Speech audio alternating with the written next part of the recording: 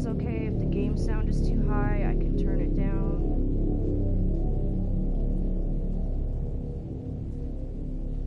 Just let me know, please.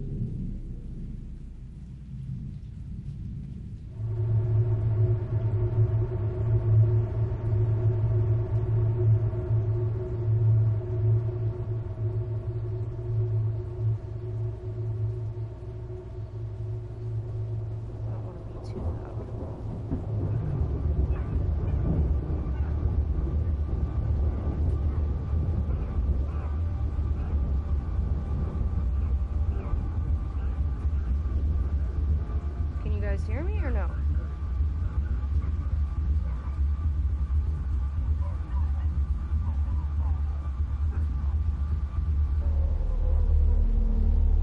Hello?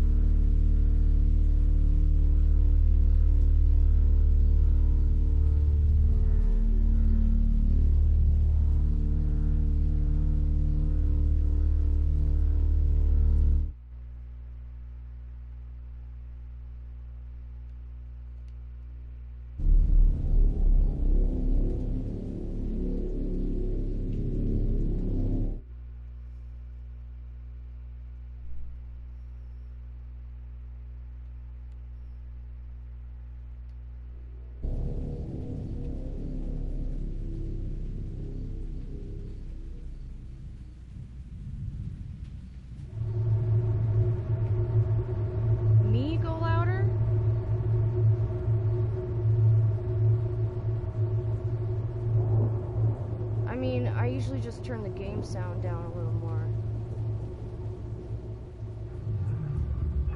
Like, how's that? Is that better?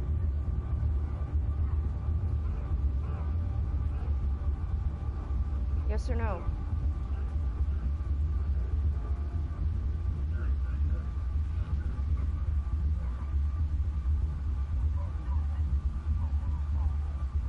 Okay, it's good? What does cool mean? Cool isn't a yes or a no.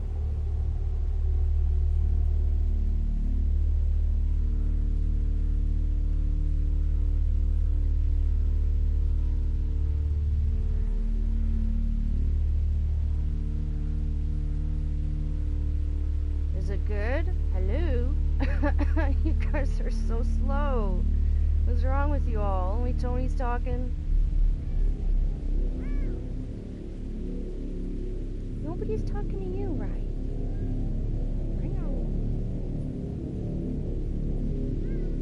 Cool for yes, ice for no. Alright, gotcha. Alright, let's begin, guys. Y'all ready? Everybody here? Everybody good? Give me a thumbs up, or give me a yes, or just anything. Let me know you're here, you're ready to go.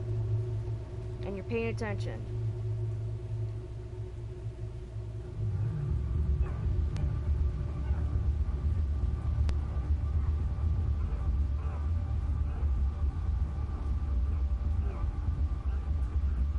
You're not here. Alright. Alright, good. So that means we start. Nick's not here, guys. Time to party.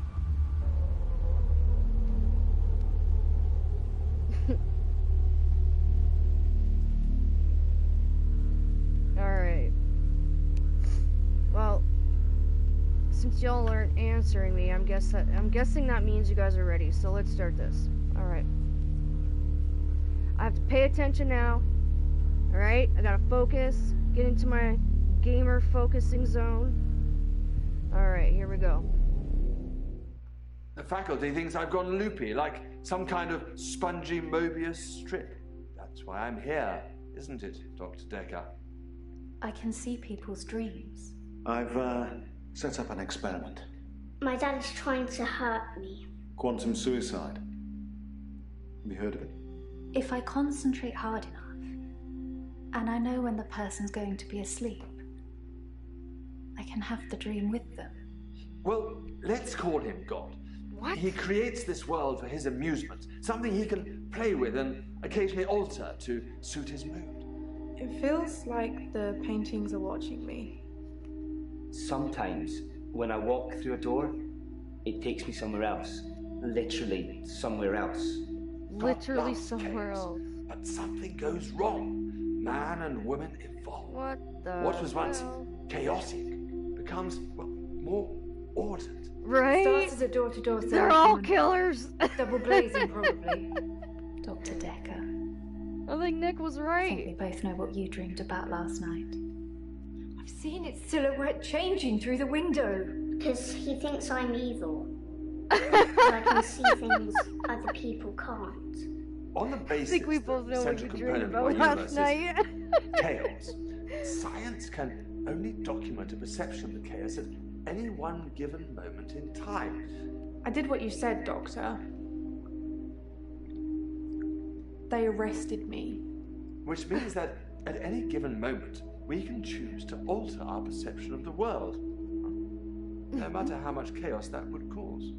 I thought you were supposed to fix me. I'm telling you, it's eating people. And you're just laughing. Oh, You're insane. this chick, yeah. Listen to me! You're not listening! It's your only bloody job! Oh boy, this is gonna be interesting, guys. I have a huge interest in psychology, so this is really gonna be awesome for me. Doctor, I'm gonna you're love late. this. And after all those promises, never mind, let's Doctor. not keep the patient. You're late. We gotta And keep after track all of the those patients, promises, guys. you're late. Doctor, And you're after all late. those and after all those promises, never mind.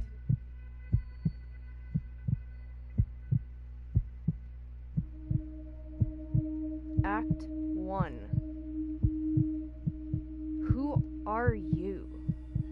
Alright. Doctor, you're late. And after all those promises, never mind, let's not keep the patients waiting. And if you want anything, just... Oh, sorry, I forgot. I'm not going to be here. The police still have some questions they want to ask about, And then after that, I'm dropping in to see Ben. He's still in shock, and I thought we'd show we cared. We do still care, don't we, Doctor? Good. Anyway, I hope you're all caught up on Dr. Dekker's tapes. I think Mariana is in first, but I'm sure they'll all become a blur by the end of the day. I'll see you later. Or tomorrow. Probably tomorrow. I'll leave it to you then. This girl doesn't really know, what the hell she's talking about. I'll see you later, I'll see you tomorrow, or, never mind, I don't know what I'm doing,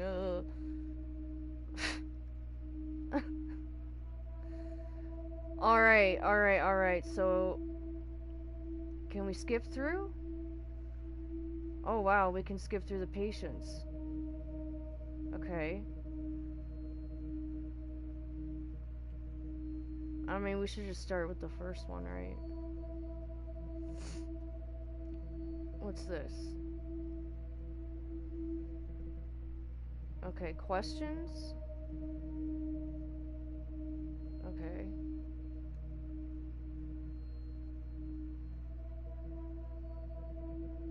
A notation idea.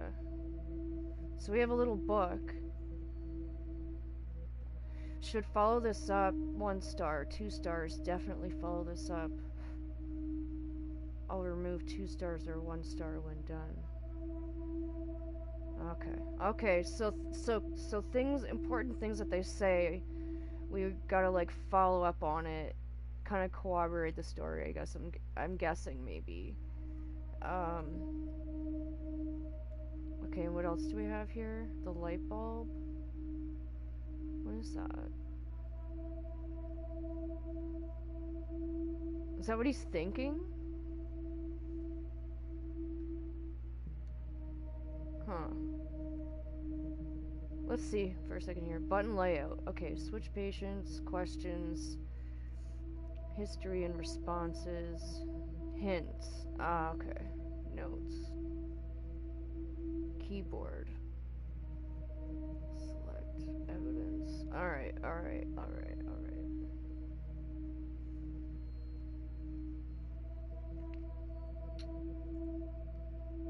Alright, so we'll start with this guy, I guess. Let's ask him questions.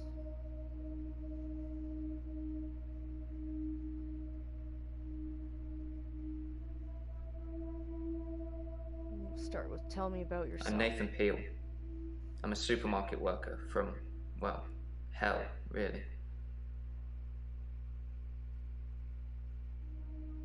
That's it?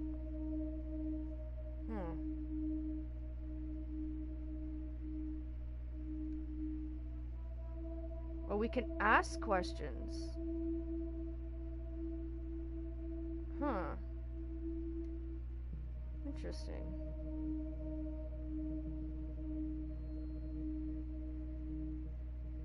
Oh, I see. They prioritize it.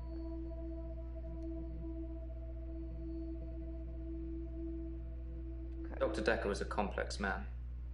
I spent a lot of time with him, but he won't remember it that way.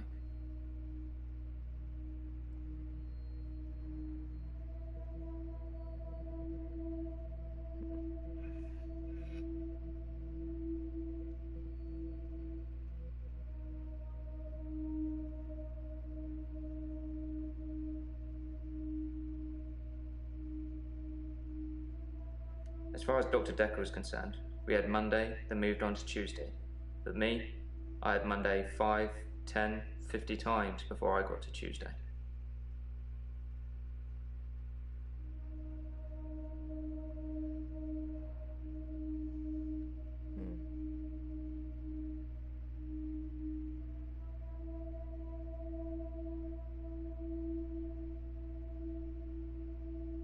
I saw the conflict that Dr. Dekker was going through. Let's just say you might look back on your life and think there's nothing you would have done differently.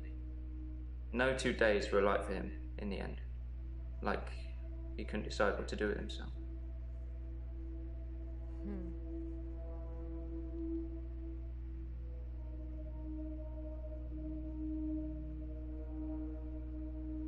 He was like a kid in a sweet shop.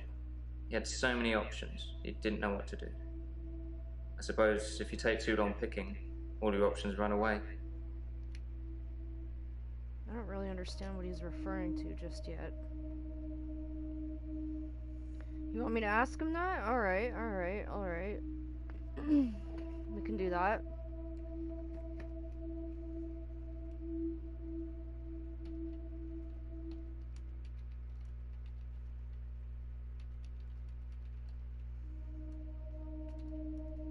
I wonder what it's gonna say. I don't have an answer to that question, as always. Huh.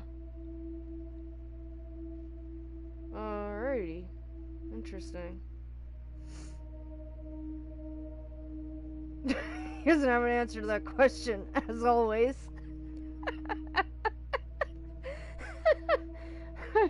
It's just like a default answer, I guess, you know?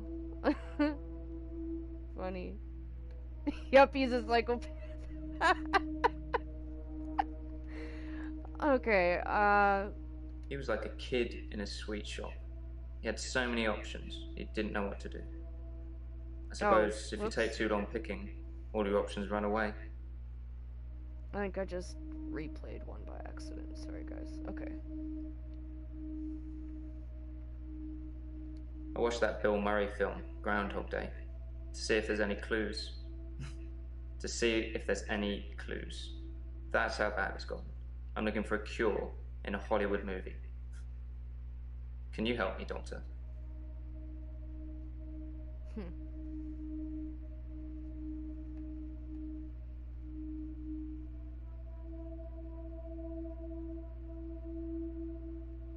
I don't know how, but thank you, Doctor. This is our first time around, and I trust you.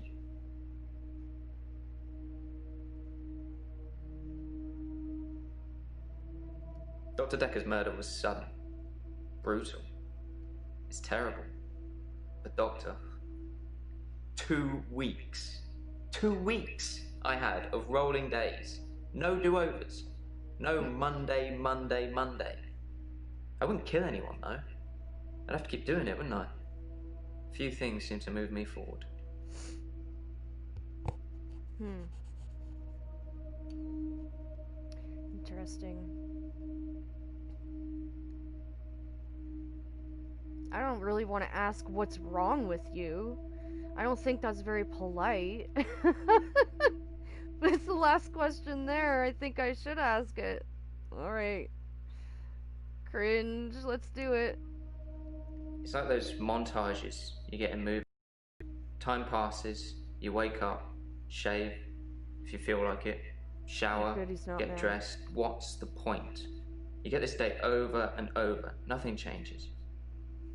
Am I in purgatory, Doctor?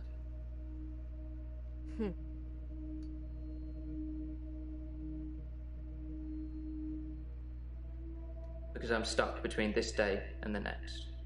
Most of the time, anyway.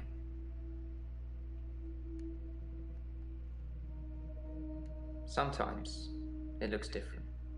Sometimes the birdsong will change, or the weather will be less bleak. Or that person who nodded at you yesterday doesn't do it today. But it doesn't usually change. You need a tragic event for change. Like a murder.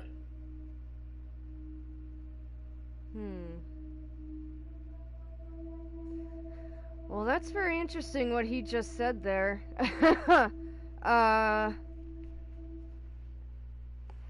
You still think it might not be him? 'Cause, I don't know, that sounds pretty fucked up. I didn't see the driver. It was my fault. I pulled out and the lorry just rammed me. Well, Hannah. She was sat next to me.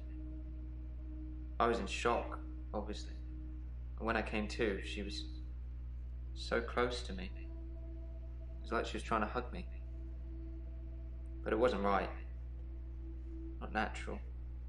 Bits of metal pushing through. Ooh. That was 5 years ago. Oh, that's not good.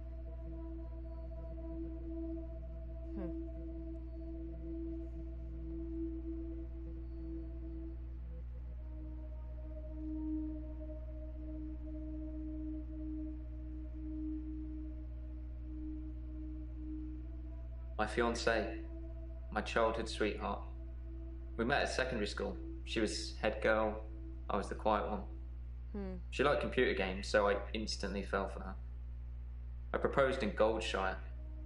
She said she didn't date elves, so I leveled up to a human necromancer and asked again. Oh, jeez. Sorry, it's Warcraft? Yeah, I was just gonna say. We spent a lot of time on there. I was just gonna say. That's World of Warcraft. I played that. I know that language. I know that lingo. It's fucked. Oh shit, I was not expecting that.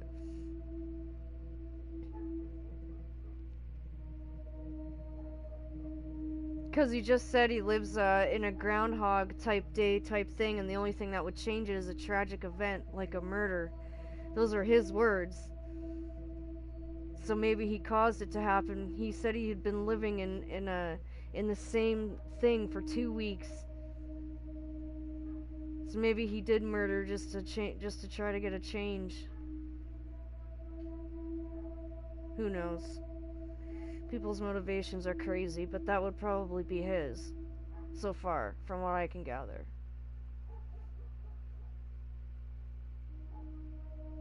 I've been shrunk for that already. If I had that day again, I wouldn't make the same mistake. Hannah would still be alive. We'd probably have a family by now. I haven't had any relationships since then.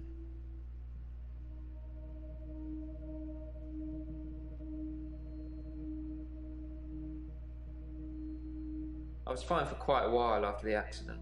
Well, being treated for depression. I thought I was cured. It was only recently after meeting Dr. Dekker that I had a strange deja vu. I'm exhausted. Doctor, is our time up?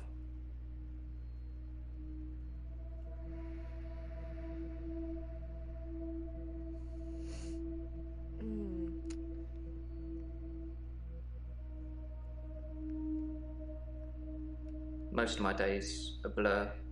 I'm not sure if it's the sleeping tablets I'm on or just how I've learned to switch off.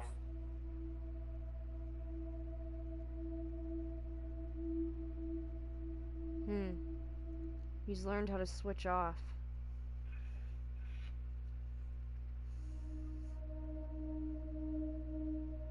I'm on temazepam.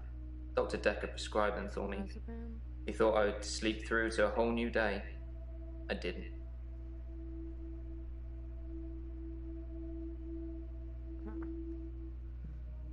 Okay.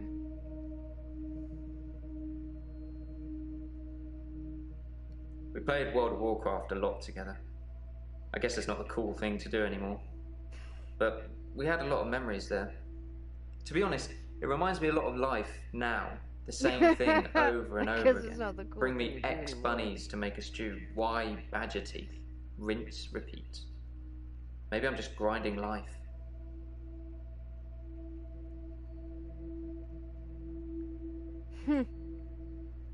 That's how I feel sometimes. I'm not really fit for work anymore. I work in produce at the local supermarket. That mainly involves lifting heavy crates of fruit and veg into place for people to buy, and doing that over and over again. My muscles don't seem to have grown much. I think that maybe I'm not aging. When the day resets, I just reset with it. I used to be a builder.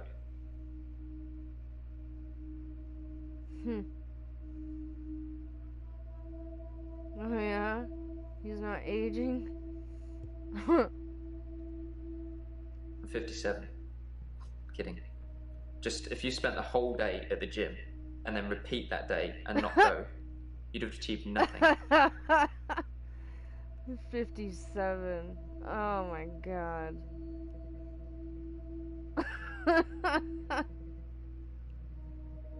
No, I can't move backwards any more than a day. I don't really seem to control it. It's generally always on. I have to try and change something to move forward.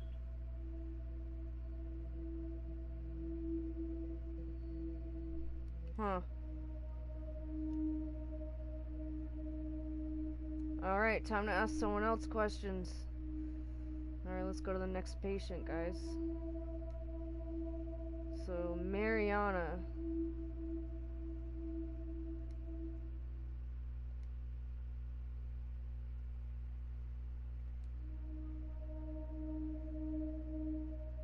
I'm Mariana. Are you feeling okay? She's kind of cute.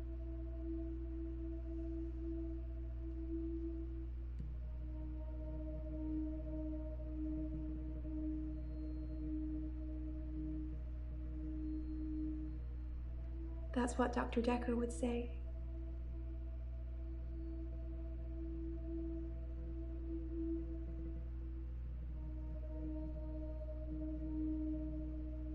I think you're supposed to tell me what's wrong with me. Isn't that how it works? The police keep picking me up for public nudity.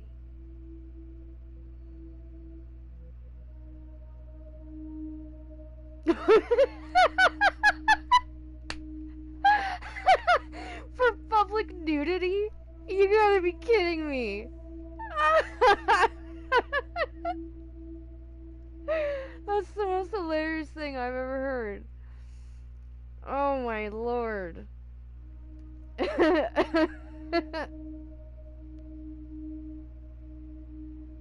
I black out.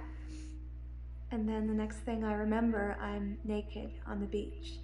Like I've been washed up on shore. Nobody's pressed charges yet, but I can feel it. The police are getting suspicious.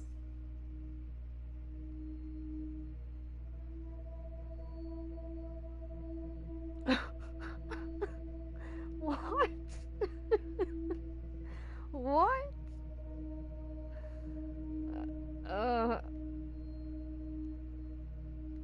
This is funny.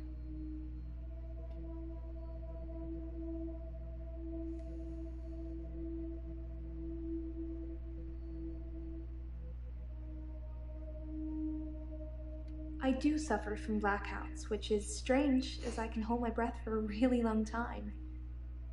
But I'm not swimming before I black out. Dr. Dekker thought it was anxiety originally. Then he worked it out.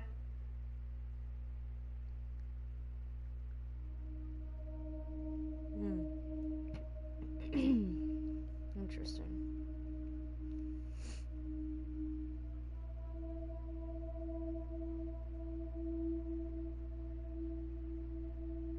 He eventually decided it wasn't anxiety, but I'm not going to tell you his final diagnosis. We should have a fresh start.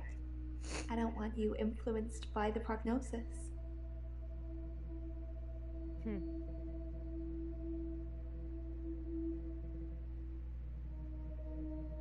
Okay.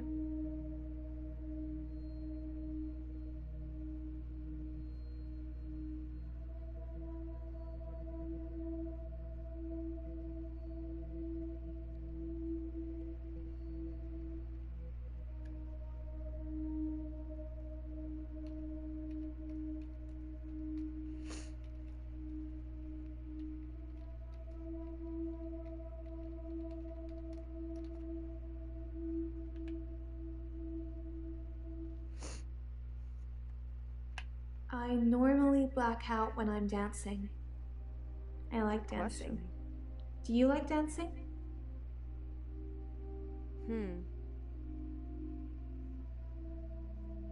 That's strange. Is it like 'cause she's drinking too much? Like,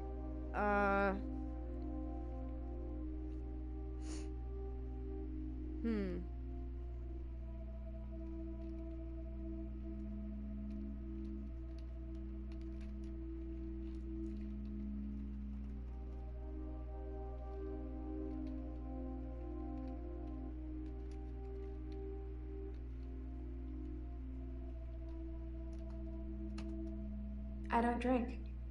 Oh. Okay. Well then.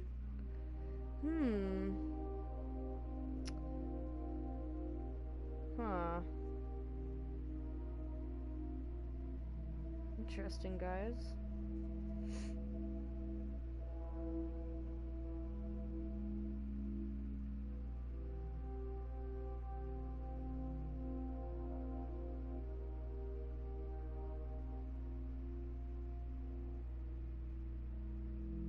Cool. I dance to anything with a beat.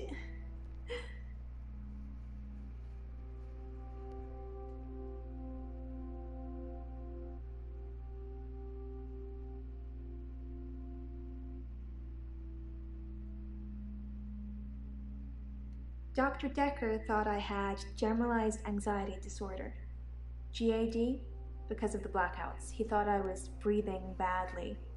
Do you think I'm breathing badly? I haven't noticed her breathing badly.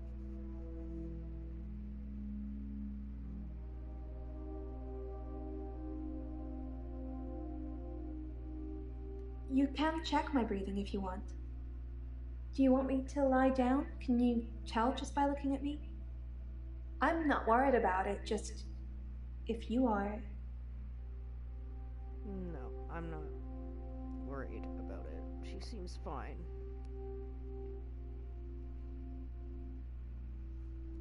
Is she trying to hit on me?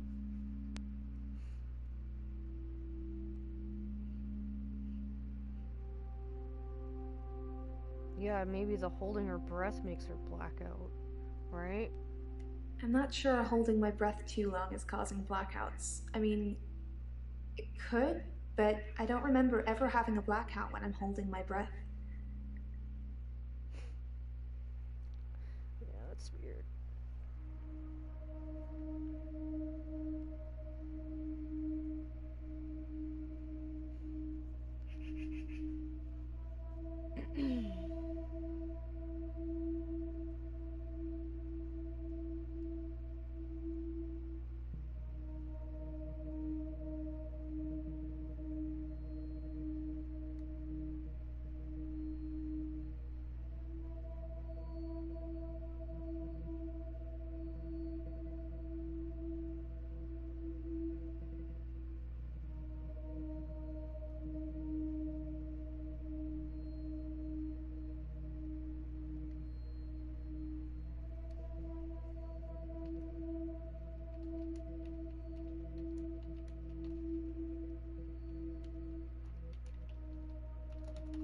I do suffer from blackouts, which is strange as I can hold my breath for a really long time.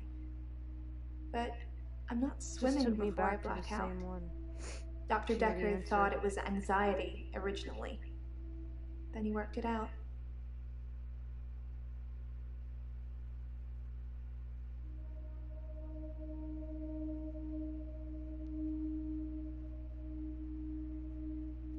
I dance a lot at nightclubs. I know most of the nightclubs around here.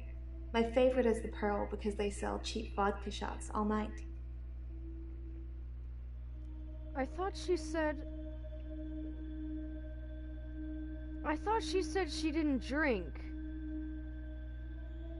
But that's her favorite place because they have cheap vodka shots all night? This bitch is lying.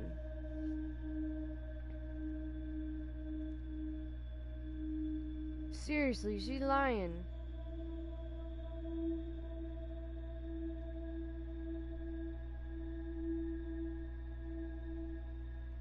You think my dancing causes my blackouts? No, I know it's the last thing I remember, but I don't think it's that. Sometimes I remember more, but I'm tired now. Is that it for today? Yeah, fuck no. Hell no. You don't get off that easy.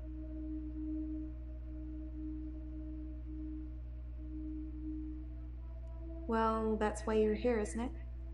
You've replaced him. He was a good listener. I hope you are.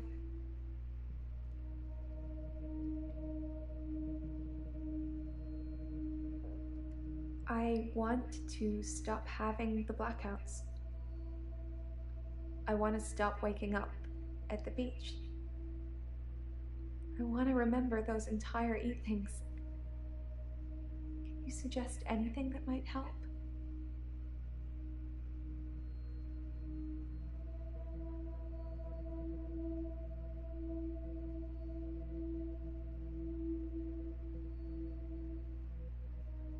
Will you do it for me? Will you watch me to see what happens?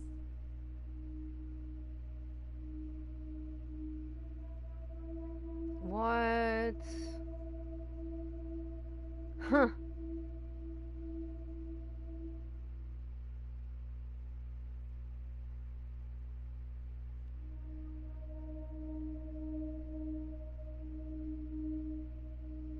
What should we say? Should we watch her?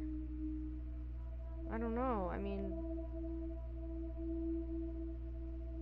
So, it's a date then. I'll let you know when. Oh. Oh, shit. Oh, shit. Uh-oh. That's not good.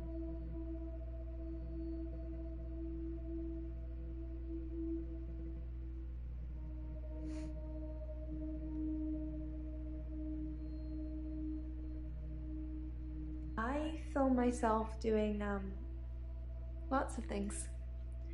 But it's not so easy to do when you're blacked out.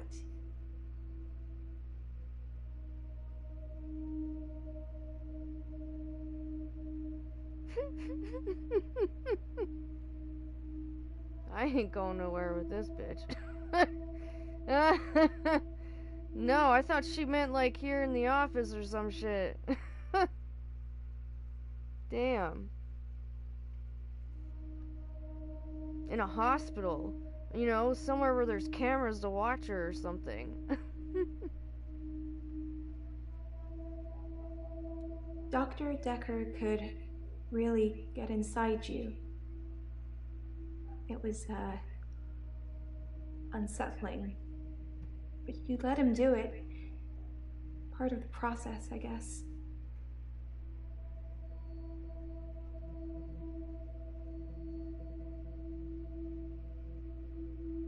I work for myself. I make bracelets from things I find on the beach and sell them online. I spend a lot of time at the beach. I was thinking it's just that way too. more relaxing than anywhere else. You should come with me one day. I can show you all the sights.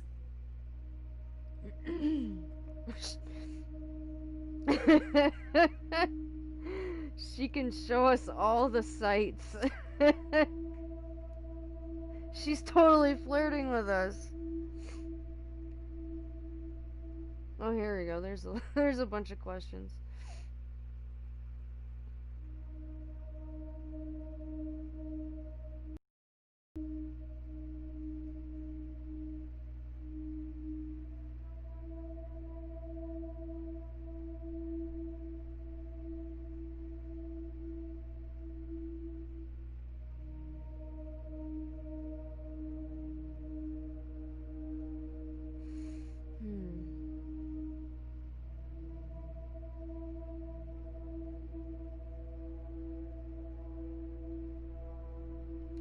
Dr. Dekker was fine. He had good relationships with his patients as far as I know. I'm not sure why anyone would want him dead.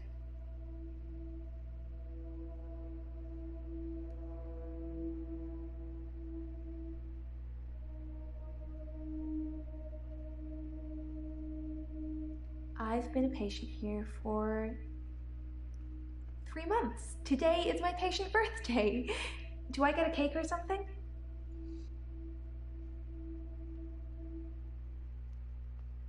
Is she for real?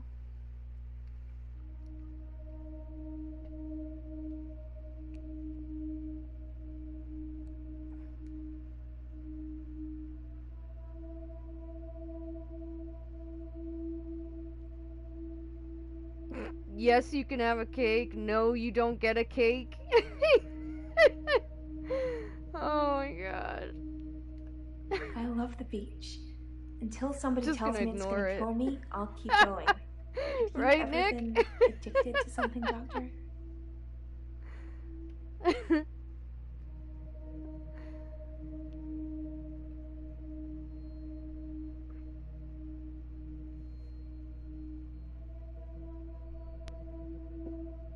Wait, what did she say? Addicted to what? Oh, going to the beach or what? Is that what she said?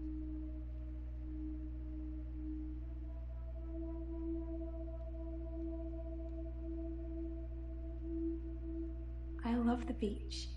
Until somebody tells me it's gonna kill me, I'll keep going. Have you ever been addicted to something, Doctor? Ah, okay. Gotcha.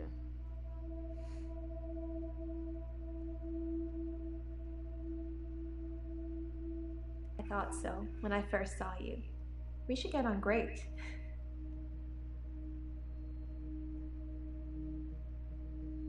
Oh my lord. This girl. She is a handful, you can just tell.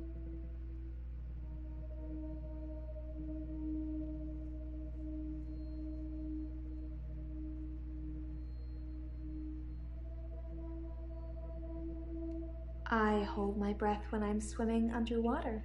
Most people do. Sometimes, if I'm really excited, I'll hold my breath accidentally, just for a few seconds. I don't know why.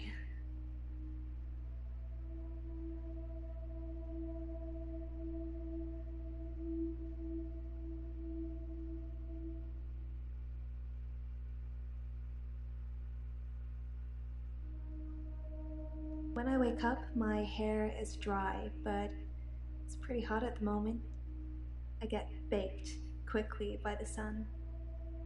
It's possible I've been in the sea during my blackout.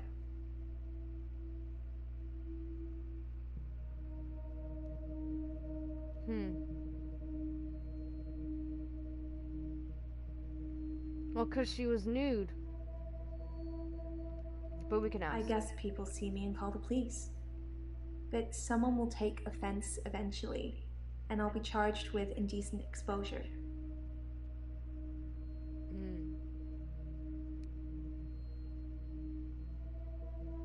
Yeah, that's a good reason to be scared. I never find my clothes. I don't know why I'm naked.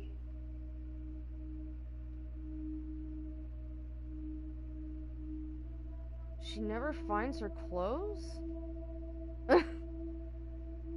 Huh. So where's she taking them off at? And then ending up at the beach naked? Like you're not listening.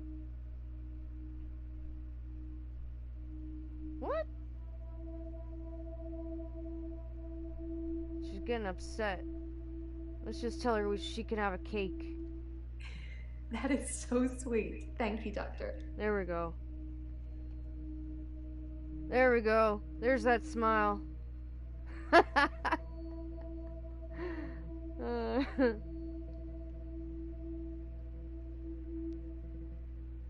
Oh god, that's the last question. I don't want to ask it. Wow. Let's get straight to it then. I'm not sure I feel comfortable speaking with you about that at the moment. Oh. Oh. Okay then. Next person. Ellen? Ellen.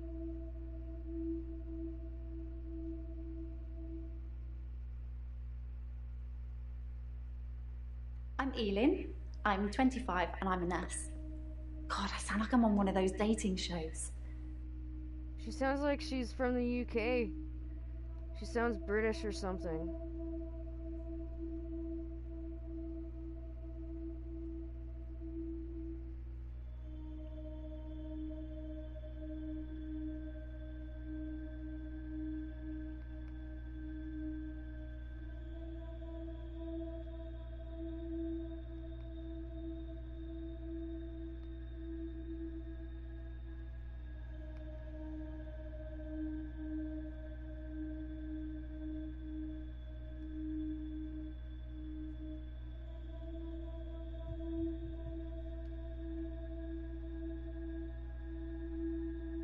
I work in a nursing home for the elderly. I basically do end-of-life care.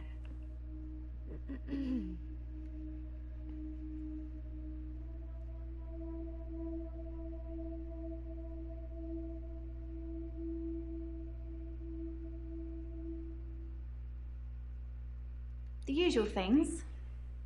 Making sure the patients are comfortable, making sure they're not in any pain, and I talk to them.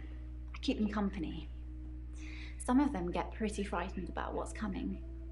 Well, those of them that aren't out of it on meds. I comfort them.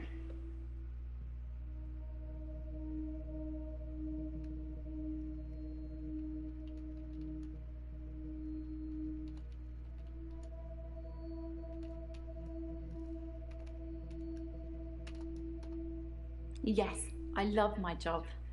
I love my patients. Even the really crotchety ones, you know? Oh God, you should hear what comes out of their mouths. They're like my children in a way. That sounds weird, doesn't it?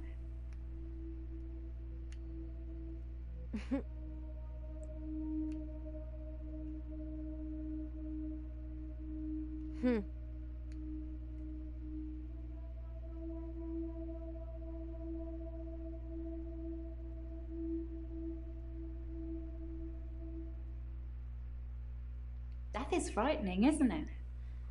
Isn't it what everyone's afraid of? The great unknown. No one should have to face that alone.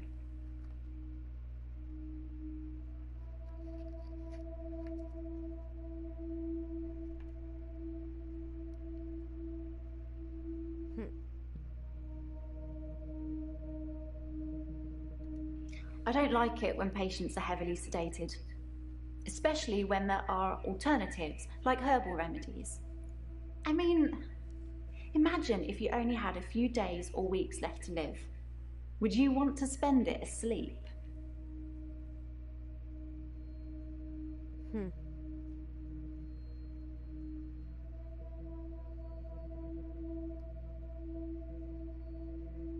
That's interesting.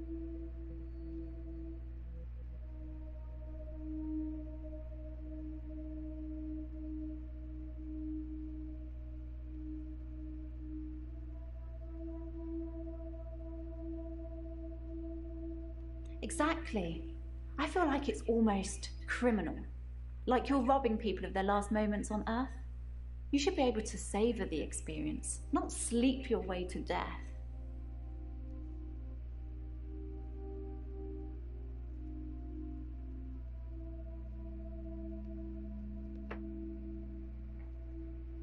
Oops.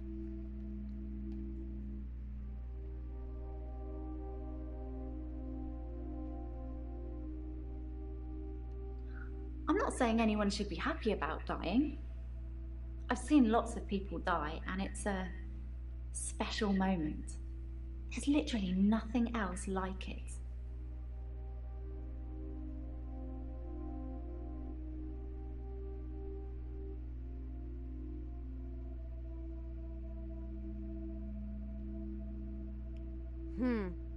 Well, that was just a tad creepy what she just said. Yeah, especially just that last comment. That was a little weird. She could be obsessed with, like, killing people. Death, you know?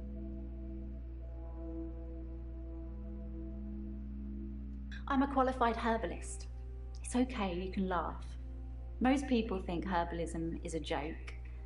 But I'd much rather help my patients sleep at night with valerian or passion flower than lorazepam, temazepam, or zolpidem.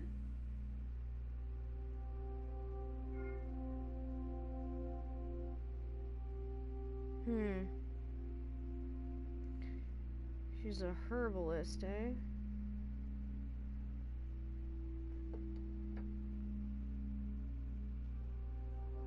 I don't know. She's seeming a little creepy to me.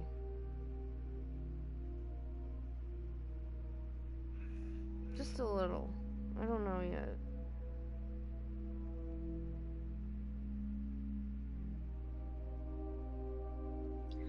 I'm not really looking for love at the moment. I'm sort of married to my work, but in a good way.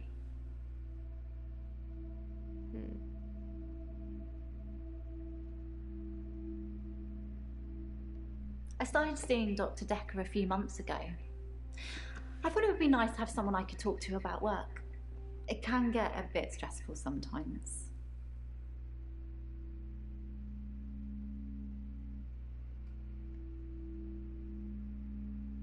It can be sad sometimes.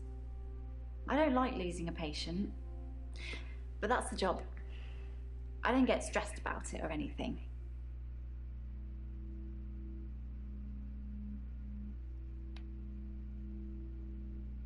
It's not the job that stresses me. It's the people I work with, the other nurses. They're mean to me.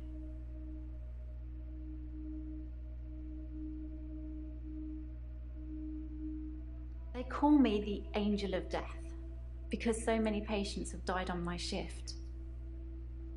I don't think they mean it. Obviously, it's not my fault. It just seems to happen that way.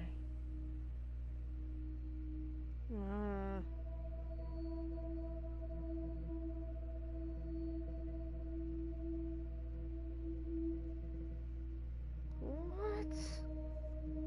Yeah, I don't know, man. She's looking weirder and weirder the more she talks. 3 last month. 3 the month before that, I think. But only 1 so far this month, so that's good.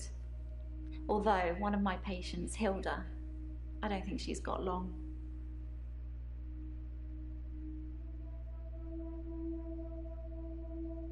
She's one of the crotchety ones. Always swearing and spitting at me. Never got anything nice to say. Thinks we're going to smother her in her sleep or something. She doesn't bother me though. It almost seems a little too obvious now, you know? I've known a lot of doctors over the years. Most of them arrogant idiots who think nurses are just there to do their bidding, or worse. Dr. Dekker was different. He had a lot of time for me. He was interested in my problems.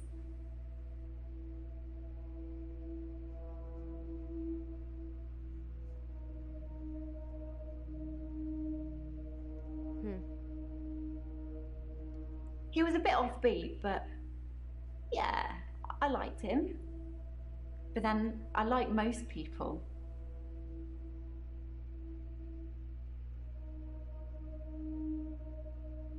Terry's one of the other nurses at the home. I don't think she likes me very much.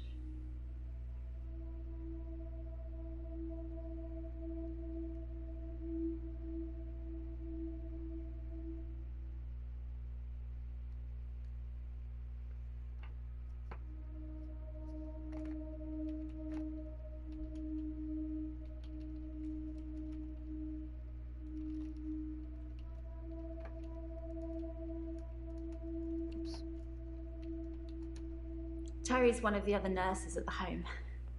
I don't think she likes me very much. T-E-R-I. Oops. No, it just repeated the same thing anyway, so.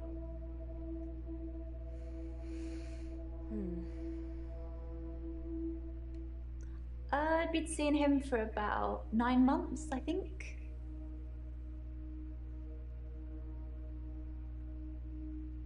I think it's terrible what happened to him. So awful. No one deserves to die like that.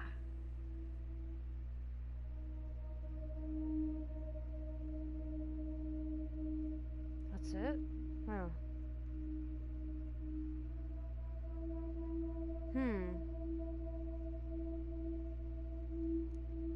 Guess that's it. We gotta go to the next person. Claire.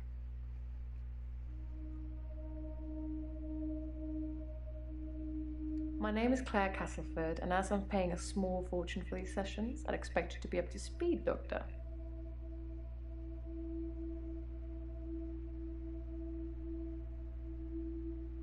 Being rich has its perks, but honestly, I would give it all up in a heartbeat if it could free me from this madness.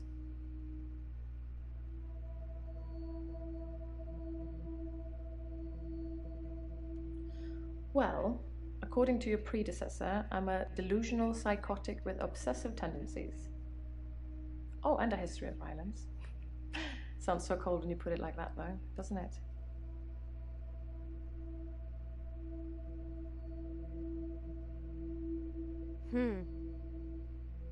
Wow. Got you. Wow, okay. I'm obsessed with my husband. It's absurd, really.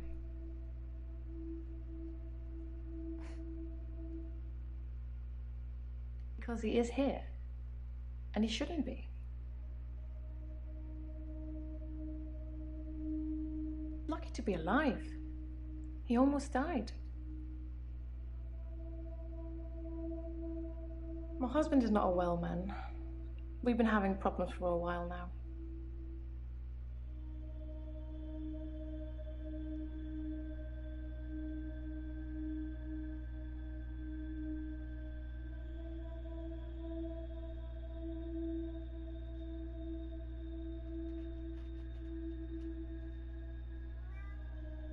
Don't do that, sheep. No. His health, if you can call it that, has been deteriorating rapidly in the last few weeks. I can't cope with caring for him anymore.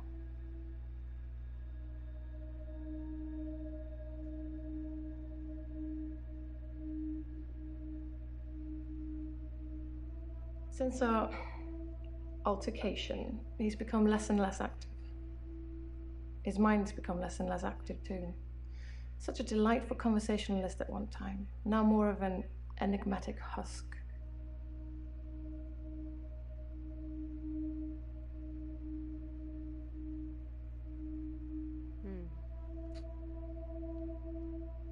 David has trouble looking after himself. Sometimes I'll leave the lake house and he's just sitting in the rocking chair on the porch. And when I return the next evening, he's still there, just staring into the stars. He needs help, I know, but I can't hire anybody to care for him.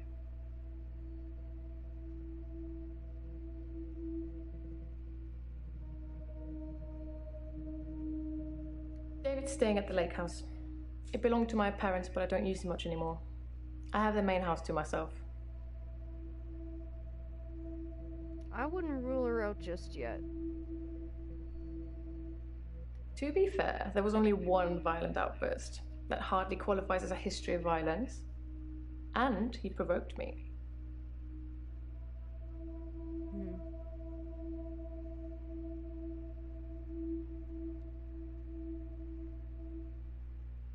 I tried to hurt David once. That's why I'm here, isn't it? I'm not proud of my behavior, but I was very angry.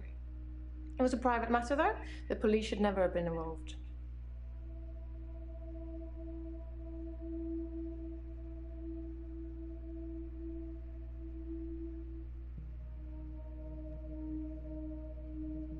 I never used to get angry. Ever. If you're angry, you're not in control. Isn't that right? And it would be very bad for me to lose control.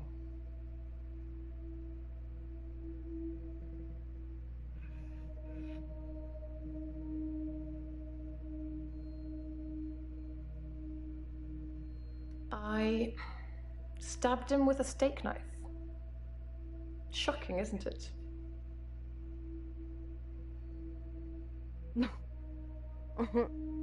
Okay. You still think she didn't do it? Wow. It was a brief moment of temporary insanity. Or temporary clarity, I'm not really sure which. David had been having an affair with his assistant optician, Iris. Temporary sanity. How predictable. Not just the affair, but an optician named Iris.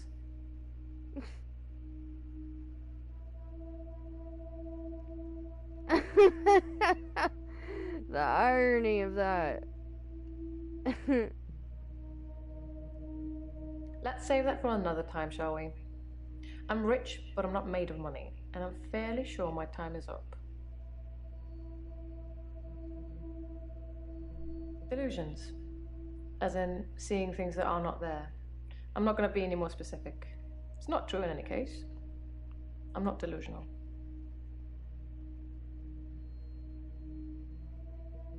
The most shocking thing about Dr. Dekker's death is that he didn't bring it upon himself. But then I hadn't known him for a very long time. Perhaps I was wrong about him. Though the fact that he drank so much is a good indicator of his mental state. Oh.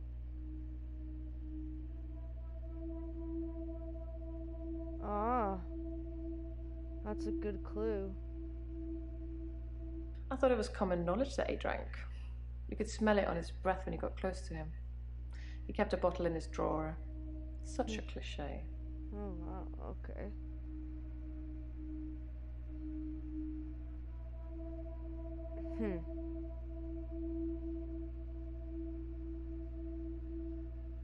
Keep up, Doctor. David is my husband. The police seem to think I'm dangerous. I'm only sitting here talking to you because I have a lot of money. Otherwise, there's no doubt I'd be thrown into prison for a very long time. That's why I need your help, Doctor.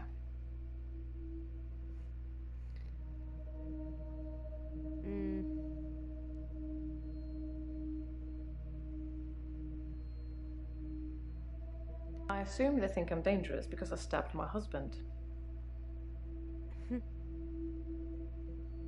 I suppose after what I did, there are people that might think I belonged in prison. What do you think, Doctor? Can I be saved with therapy, or should I be locked up like a dangerous criminal?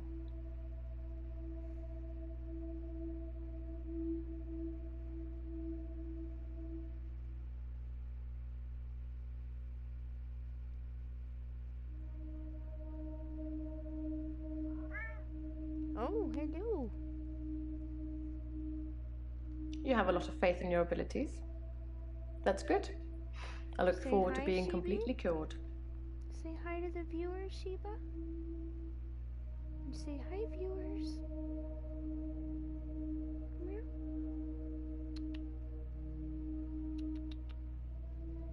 Oh. Bye-bye, Sheba. Dr. Dekker just had that look about him. You know what they say about us crazies. Takes one to know one.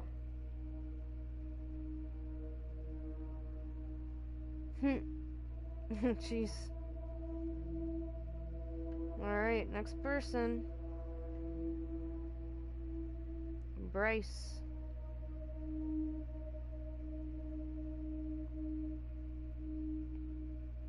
I'm Bryce Hemmings. You must be the new doctor. Did you know Dr. Dekker?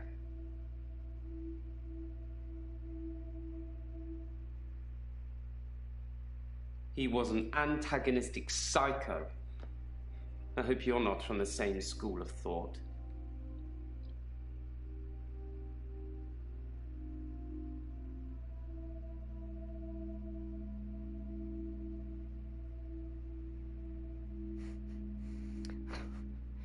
This guy seems pretty angry, huh?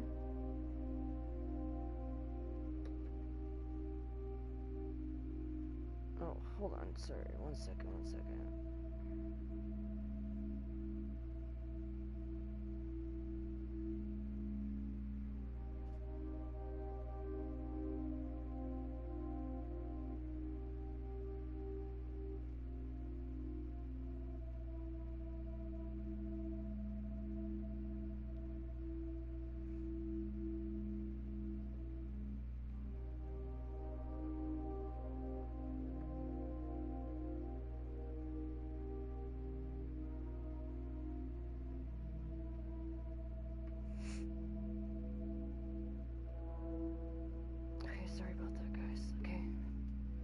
I didn't really like Dr. Dekker, and for quite a few reasons, actually. I'd rather talk about my own problems for now, though, if you don't mind.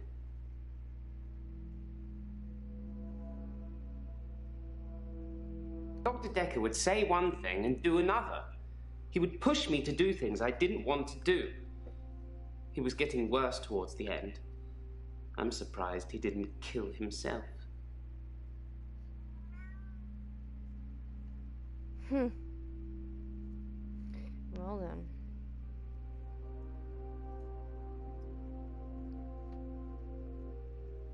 Originally, I was suffering with depression. Work was piling up. I kept missing deadlines. I wasn't used to all the failure. I got depressed.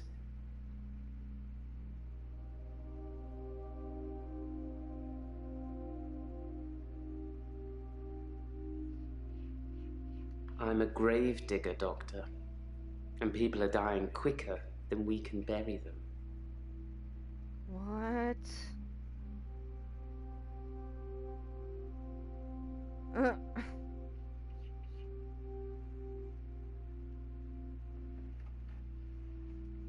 Sheep?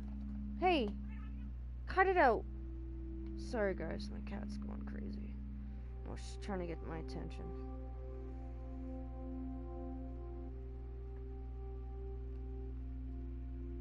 You'd think being a gravedigger had its perks, but it can be very stressful. There's a trend going towards burial rather than cremation again. And as well as running out of space, we're running out of competent gravediggers. At least ones that can use a shovel, that is. I'm not feeling anywhere near as depressed as I used to, though. Not since I got the extra hour.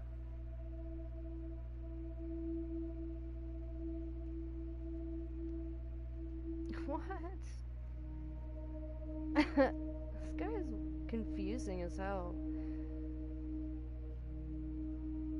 I can't read him very well. I don't know if he's like crazy or he's just like a normal gravedigger. Is there even a normal gravedigger? At midnight each day, time as you know it freezes. In my world, it just slows down to almost a stop. But I don't. I'm free to wander around and do as I please. An hour later, normal reality continues. It's my very own midnight hour.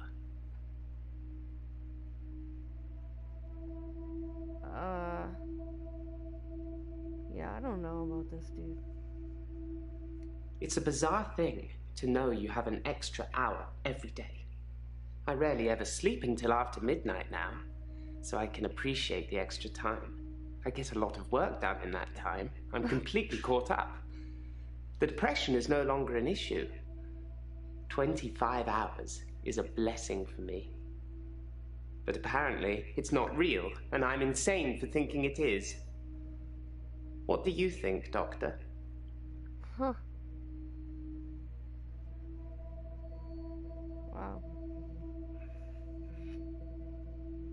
I thought it would be too early to make a diagnosis, but it's good you're having a go anyway.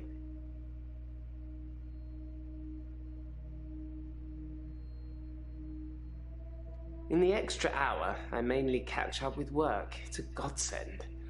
Sometimes I play chess against myself. It relaxes and strengthens the mind all at once. Oh, jeez.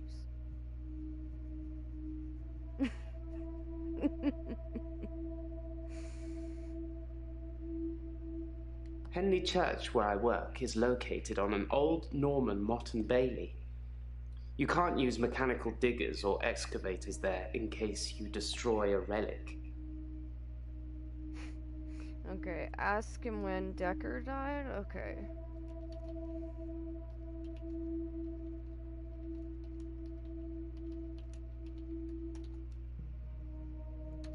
Is that something I should know about?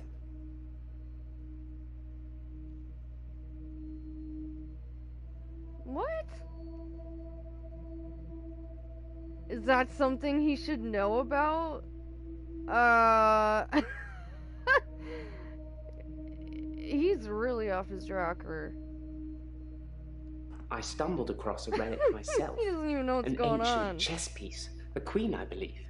The best chess piece. The most freedom of movement. But they took it away immediately and proclaimed the whole east side of Henley Church a protected site of archaeological importance, which means we're not allowed to use it until the archaeologists have finished. I wish I hadn't told anyone. What? Henley Church is relatively small. Well, for the number of bodies they expect us to pack into the ground, it's relatively small. The whole building was once owned by Scientologists, but they handed it back to the community as a tax break, I believe. Or they'd finished doing whatever it was they wanted to do with it. No way.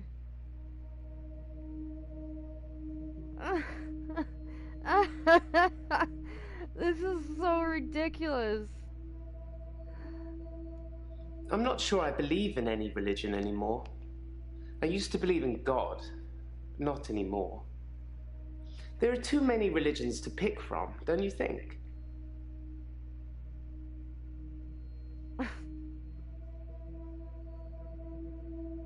Wow.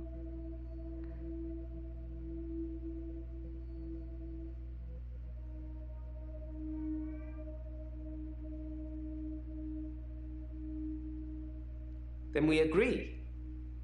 Have you watched Zeitgeist, Doctor? Some of it is believable, and the part about most religions stemming from the same basic facts. I facts. have seen Zeitgeist. It's more likely they've all got it That's wrong, funny. than one of them has got it right.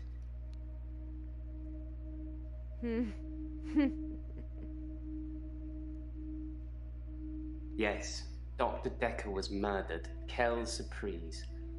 Murder does seem a bit harsh, doesn't it? And another grave to dig. I know as much about it as you do. Less, I would imagine. Yeah, I agree. I agree, Allie. I like chess. I still play sometimes when I can find an opponent. There's nothing more satisfying than planning scores of moves in advance and then watching things unfold as you saw them. I shouldn't have told anyone about the Queen.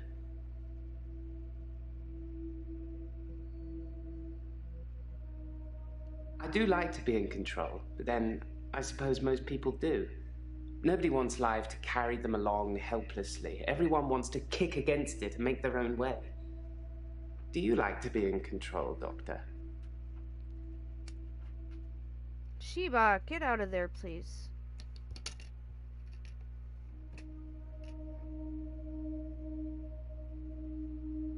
Thank you. If you like being in control, you'll have a tough time here. I saw it with Dr. Dekker. Such control, such stability. But he unraveled at the end.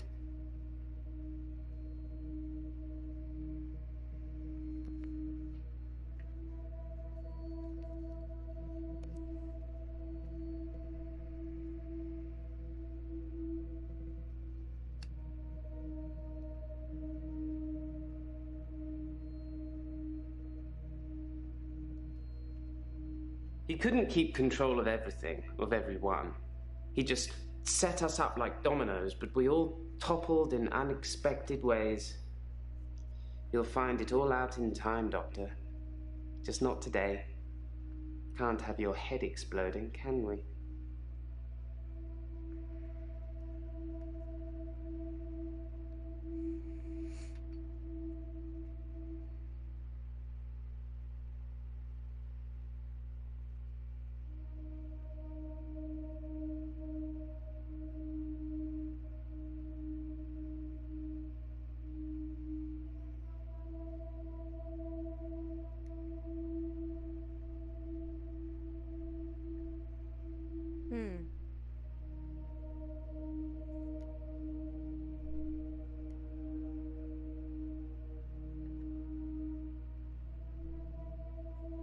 What? Is that everything?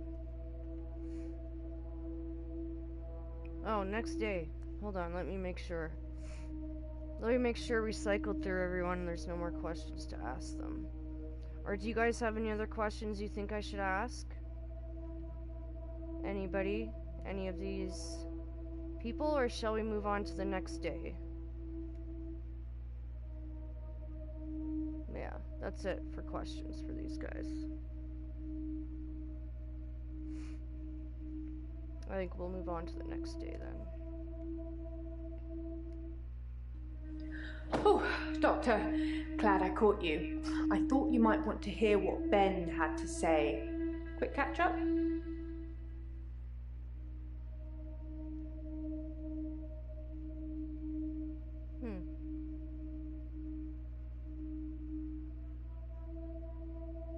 I'm not sure Ben will be coming in for a while.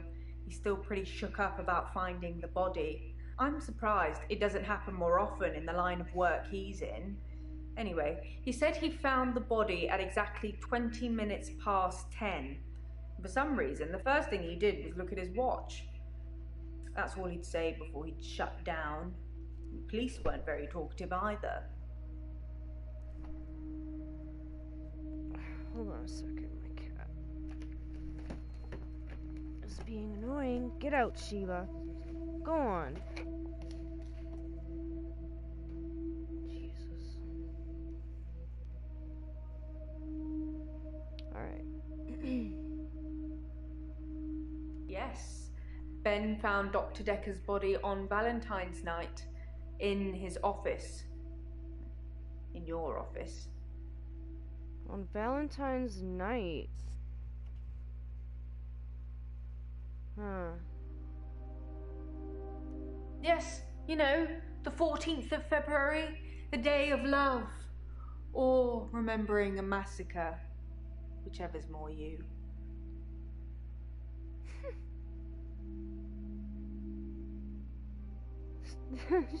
She's a little, in your face. A little morbid, hey? Maybe she killed him. Maybe she killed her boss. Maybe she asked for a raise and he said no and she freaked out.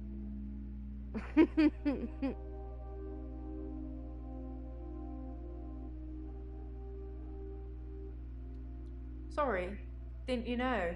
Ben's one of the night shift cleaners. I'm sure he's got some tales he could tell.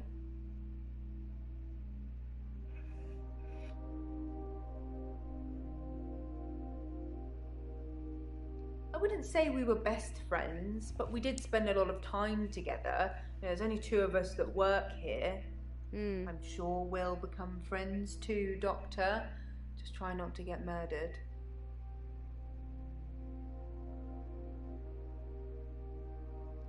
Yeah, this chick's a little off and weird, huh? The police wanted to know what I was doing Valentine's night, you know, when the body was found. I was at home, all on my lonesome. So I guess that makes me a suspect. Yep. Yep, it sure does. Yep. I think the police want you to make a short list of suspects, or maybe even find the killer. You're seeing all the patients that were on the books when he was killed. There was no forced entry, so they think it might be someone he knew, or someone who had access to the office, like little old me. Do you think I'm a suspect, Doctor?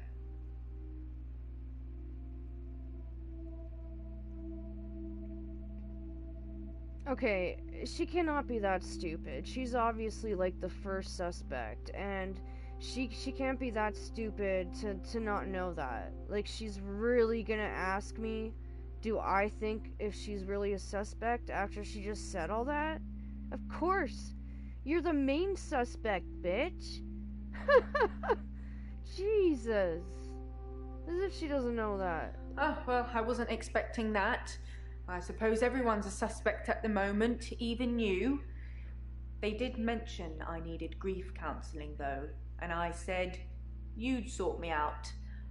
I know you didn't agree, but I thought I'd let you know. That's very kind of you. What? What in the hell? How is she my assistant? She should be a patient.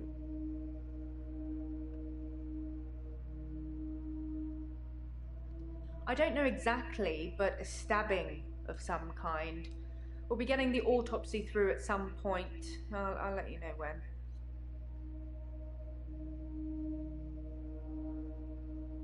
Oh, we'll get the autopsy at some point. Oh, that's interesting.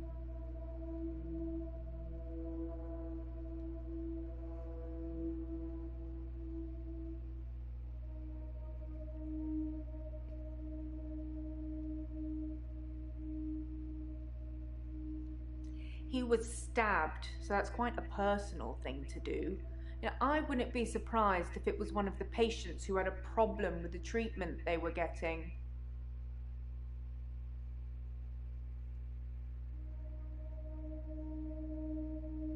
She seems like she's really trying to, like, I don't know. She's trying too hard, guys. Like, don't you think she's trying too hard? To like, what she just said? And then her little, like, mouth motion at the end. Like, like she's trying too hard to make me think it's someone else, not her. Like, I don't know. She's acting really funny.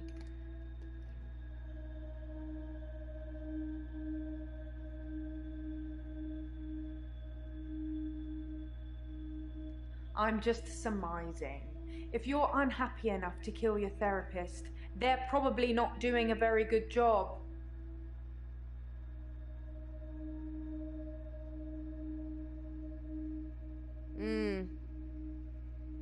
Interesting. I didn't see it myself, so I don't know. But I heard it was a bit of a mess with all the blood and everything. You know, they have people who clean up after such things, though, so you really can't tell, can you? But don't worry. That's a new chair.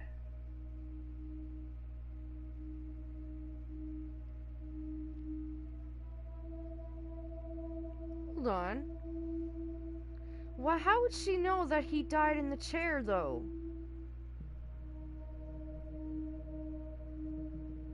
What if he died, what if he was stabbed over on the couch, or like, over by the bookcase, or like, over by the whatever over is there in the corner, like, the window, or like, honestly, like, how would she know that? That's kind of very specific to say the chair. I haven't heard anybody else say that he was found in his chair. Alright, let's keep that notation, guys. She may have just fucked up. Alright. Right, here we go. Why is it a new chair? All I know is the police took his chair. Forensics, I suppose.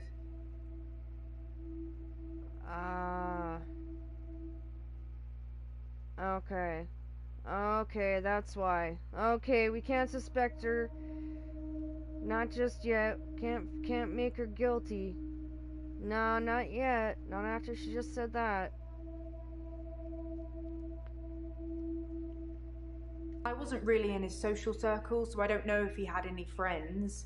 In terms of enemies, I heard things get heated in his office sometimes, but I won't name any names.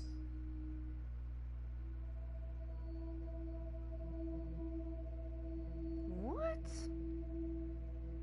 What was that about?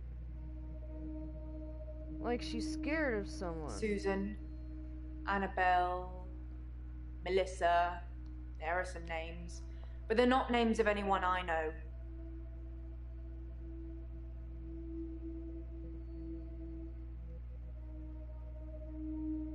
What? Who even are those people?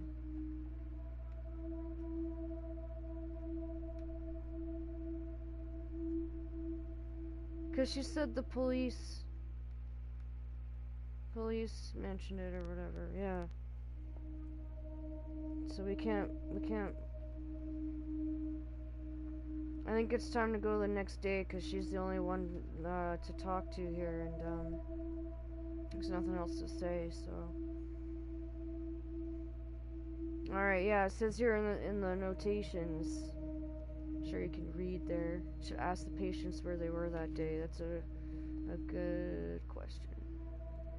Alright, so we're going on to the next day. I'm having a loop day.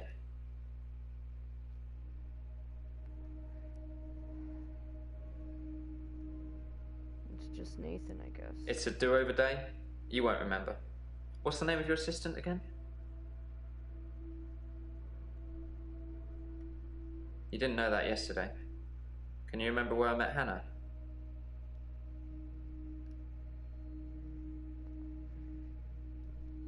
Yeah, I remember. World of Warcraft. No. No, we played that game together, but we didn't meet in it. That's right. Oh, I fucked that up. They played it together. Oh, no, didn't meet there. Okay, I got he fucked me up with that. Okay. Well done, Doctor. Yeah. Whoops. We met at secondary. Now I look like a horrible Wouldn't it be funny psychiatrist. if my day loops if you fail to get a question right?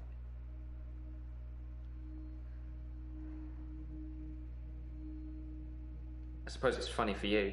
You won't remember. Anyway, I think I'll probably head home. This isn't helping. Oh. Oh, shit. Oh. Oh, I really fucked that up, guys. Oh, man. I just lost a patient.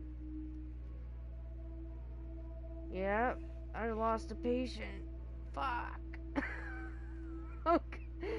He's out. Oh, fuck. Next day, I guess. I'm having a loop day. Again? Jesus. Alright, he's back at least. It's a do-over day. You won't remember. What's the name of your assistant again? Oh, it's a do-over. Here we go. I suppose you did remember that yesterday. Can you remember where I met Hannah?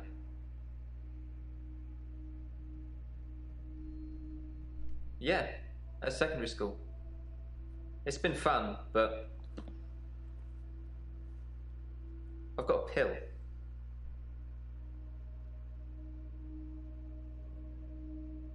What? Dr. Dekker gave me this pill. He told me if I took it, I'd never have another loop day. It looks like... That looks like an It's got a small antacid, skull like and a Tums. crossbones on it. Should I take the tablet, Doctor?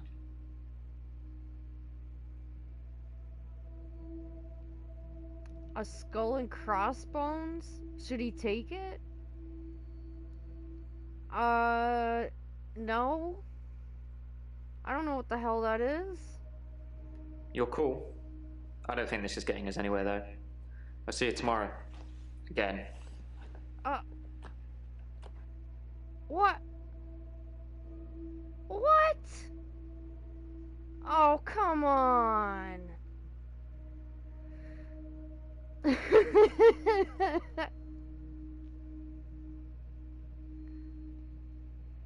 Balls. That's no fair. Oh, I guess we have to tell them to take I'm the having a goddamn loop day. pill. Alright. It's a. We'll go through this fast. Well, So you don't have to see it all over again. Here we go.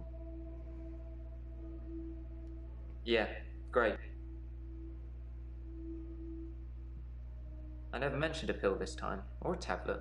What the hell is going on I here? fucked up! Are you reliving my days? Oh, I gotta pay attention. What the fuck? Okay, I'm getting messed up now. Oh, guys. Alright. Hello, Lemon Lime Lukey. Welcome. Welcome, welcome.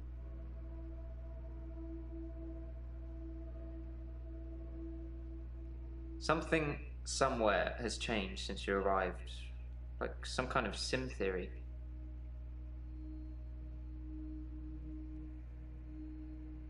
Some kind of sim theory?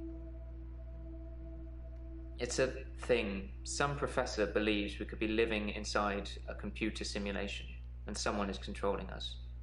And there are millions of these sims. And someone, somewhere behind a Yeah, I've keyboard thought is just about that causing before. havoc.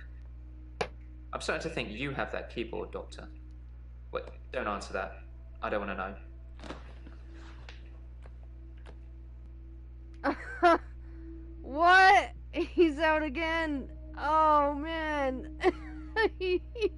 What?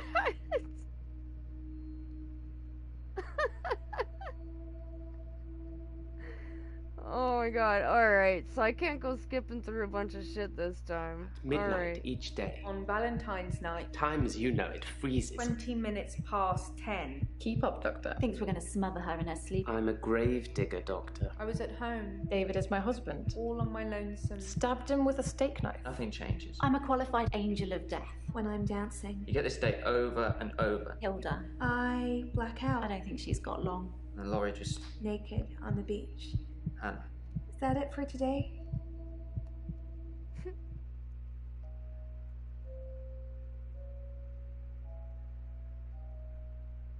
Aha. Ooh. Deja vu. Are you sitting in exactly the same place I left you last night? Oh, that's where it all starts, Doctor. Anyway, do you think you can fit me in today? Looking at the diary, it's just the usual suspects, and you must be getting sick of them already. I've got this for you, too. It's some more footage from Professor Alderby that was hiding away. Well, come find me if you need anything.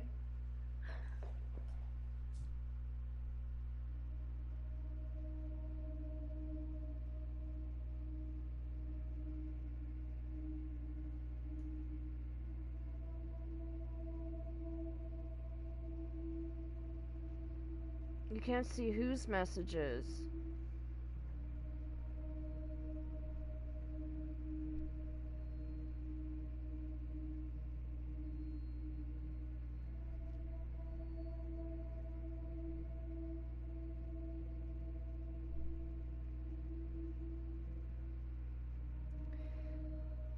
Look at the top where it says live chat. Right under that, underneath that, does it say top chat? If so, click the 3 lines that are next to the X and click live chat.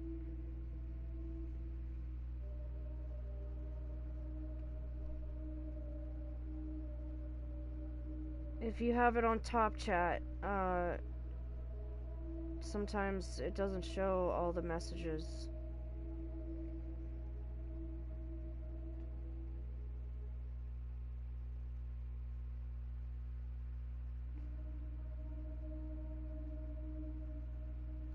I was at Henley Church on Valentine's Day, visiting Hannah's grave. It's the anniversary of her death. Her parents wanted a huge funeral with all the trimmings. Hannah would never have come for it. But it does give me somewhere to visit. I got to write the epitaph.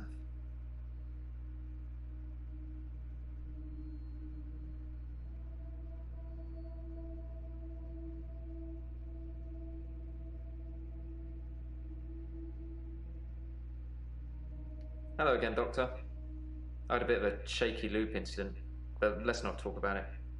Yesterday, I set fire to Hannah's clothes in the garden. I just wanted the day to move forward. I instantly regretted it. And lo and behold, here we are, a new day. Hannah's clothes are a pile of ashes. What? I've kept almost all of her stuff as she left it. It's just the clothes. I decided to burn those yesterday, so here I am. Hannah loved clothes. Every season, she'd donate her entire wardrobe to some charity or another, and only buy stuff she loved. I was left with winter. I don't even know what her favourite season was. Does it matter? What's your favourite season, Doctor?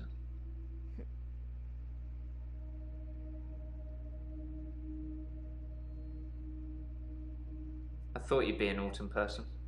That means you're supposed to be grounded and productive. And you like your space.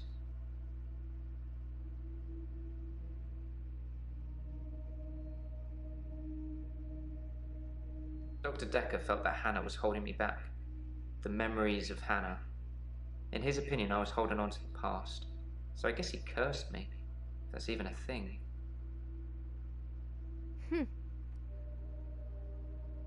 You cursed him?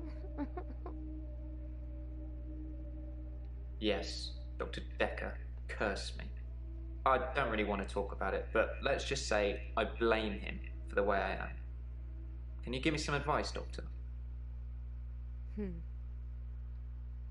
Really?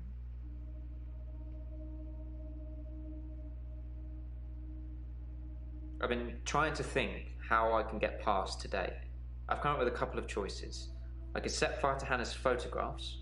I've got them in Dropbox anyway. But setting fire to the clothes did the trick. Or setting fire to a rocking chair.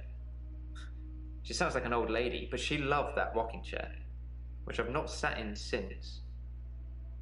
Which one do you think's best?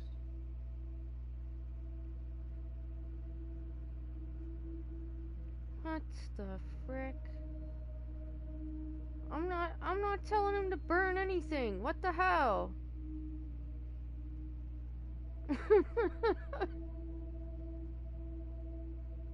Don't burn the photos. What the frick? What the hell? We walk alone without our angel.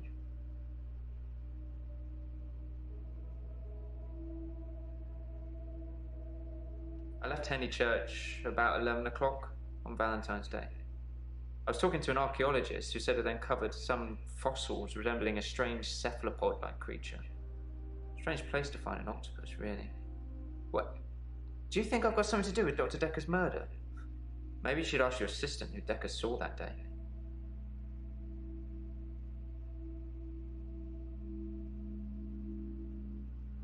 It was a missed call. It was Valentine's Day, so I wasn't in the mood for conversation.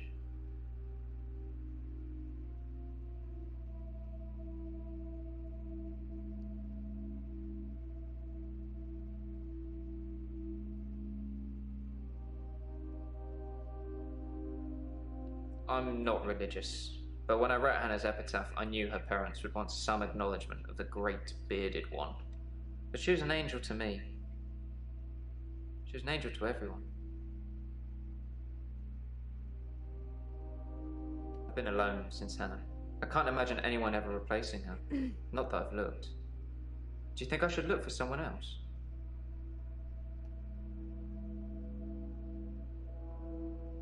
Thanks, Doctor. I appreciate that. I still don't think I'm ready to move forward in that respect.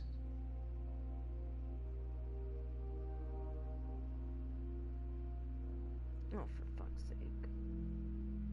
Set fire to the rocking chair. I never like the way it moves forwards and backwards. Forwards and backwards.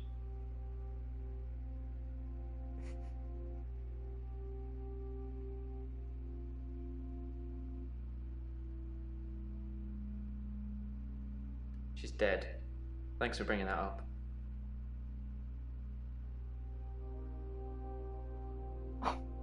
Oh, jeez.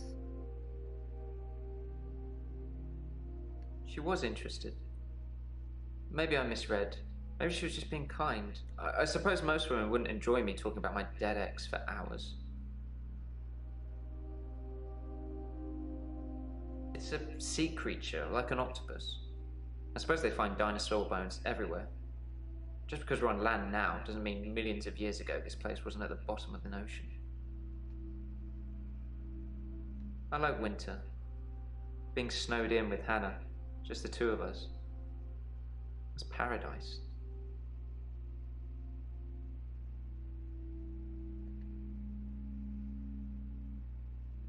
I haven't been back to the beach since our last session, and no blackouts, new doctor, and new hope. You're much better behaved than Dr. Dekker.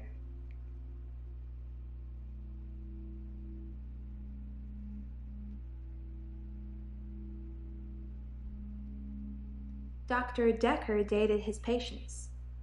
That's not good behavior, is it? Interesting. I'm not surprised. But that's good information. I think her name was Scarlett? One of his patients, an older woman. I guess that's how he liked them.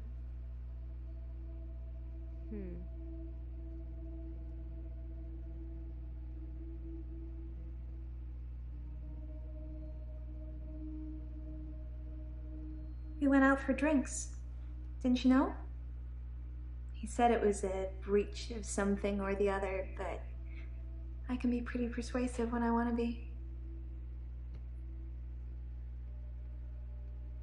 Shh.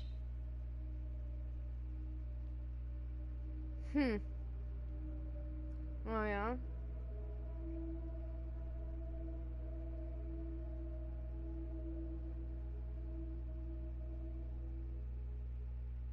Yeah, drinks.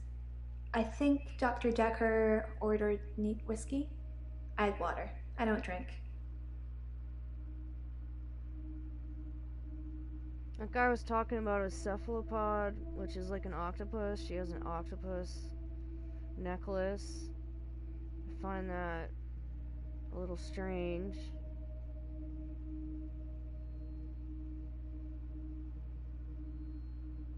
I know, it's pretty hard to believe, isn't it? I feel pretty ugly. But I think I have a nice smile.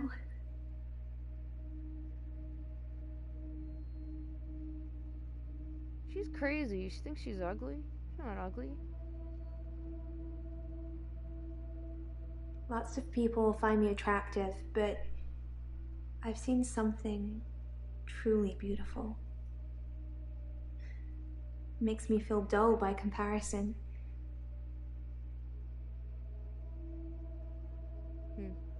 I have a recurring dream where I find something beautiful in the sea. But I don't know you that well yet, Doctor. Let's wait a while before I tell you my most intimate secrets.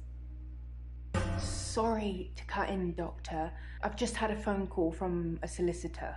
Ben's trying to sue us for nervous shock. Should I go and see him to talk it out, or should I find a solicitor to represent us?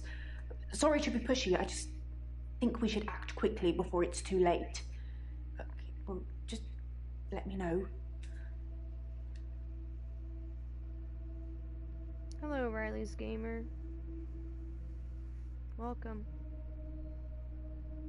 Well, that was a weird interruption. Wouldn't you like to know? Is our session up now? Right, Nick?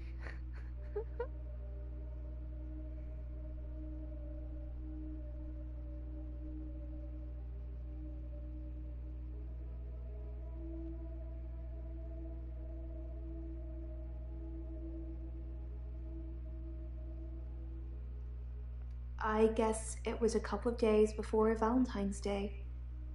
It wasn't a date or anything. I noticed in our sessions that he'd been acting a little strange. He just didn't seem right. I wanted to find out what was wrong.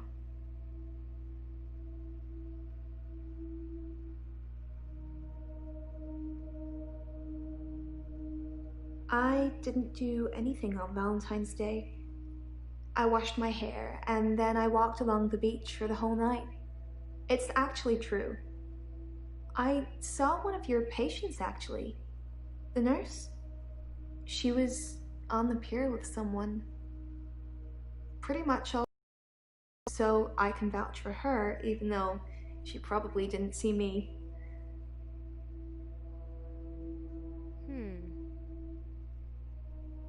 Interesting. Hey, Often, what's up? It's a game where, like, you're the psychologist. You have to, like, interview all the patients because it's the former psychologist that's been murdered. You have to try to figure out who killed him. I haven't been back to the beach since our last session. Kind of missed it.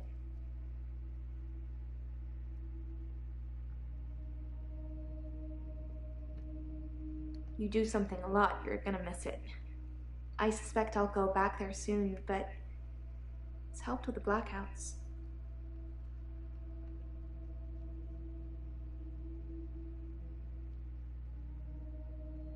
People are quick to put labels on everything. I suppose Dr. Dekker was more than just a therapist to me. We had a lot of things in common, but we weren't seeing each other.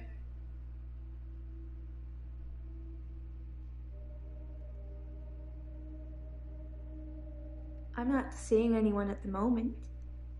Are you offering, Doctor?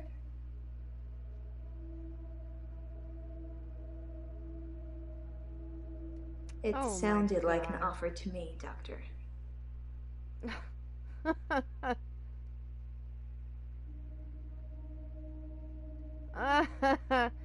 Funny girl. Some girls say that they're washing their hair when they don't want to go out, but I was genuinely washing my hair. Do you think my hair's pretty, Doctor? All she does is flirt, flirt. Flirt, flirt, flirt.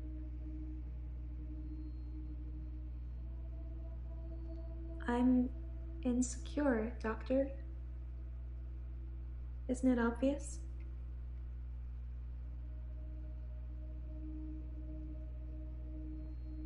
Yeah, fucking extremely obvious, bitch. Holy moly, you're fishing for compliments every session.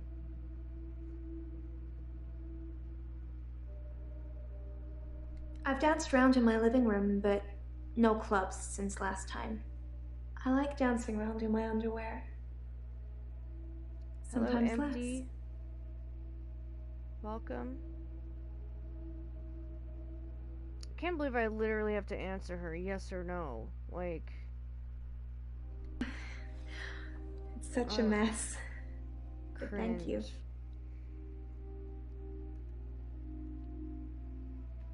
Alright, next person. Finally. I haven't had a great day, to be honest. Someone accused me of stealing from my patients, which I would never do. Plus, Hilda's getting worse.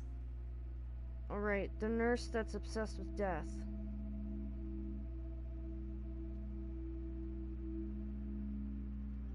This? Well, it started with this. It's a locket. Alice, one of my patients, gave it to me before she died. You guys are funny. I have a few other things. A watch, a ring. One patient gave me a little china bird. They're not valuable, just trinkets, really. Strictly speaking, all of the patient's belongings should be passed on to family members after they die. But Alice's son never visited. He didn't care about his mum. Why would he care about some worthless piece of jewellery? It just doesn't feel right to me. What do you think, Doctor? Am I wrong to keep the locket?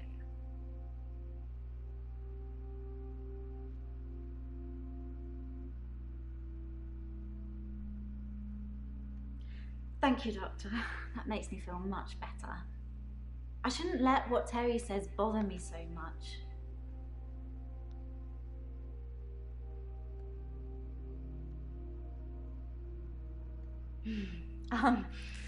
Actually, I had a hot date.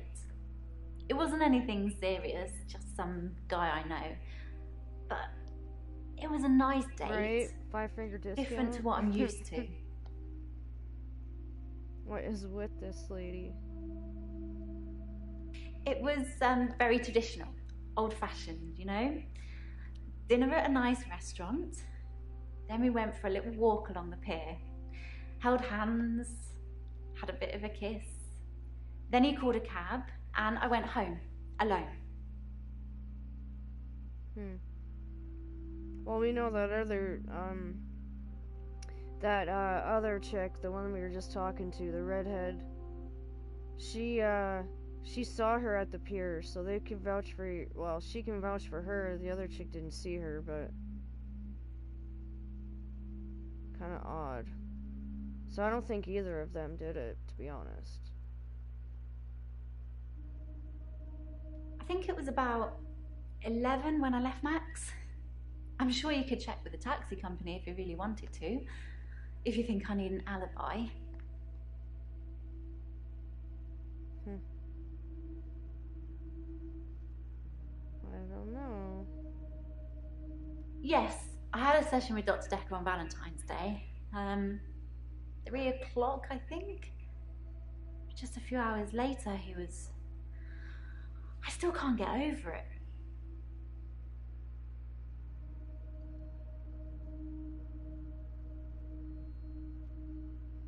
Hilda's the one I mentioned in our last session. She's dying. I can tell. I need to see her before it's too late. To help her finish her unfinished business. People who are dying always have things they wish they could do before they go. We leave a lot of loose ends in our lives. We're very messy that way.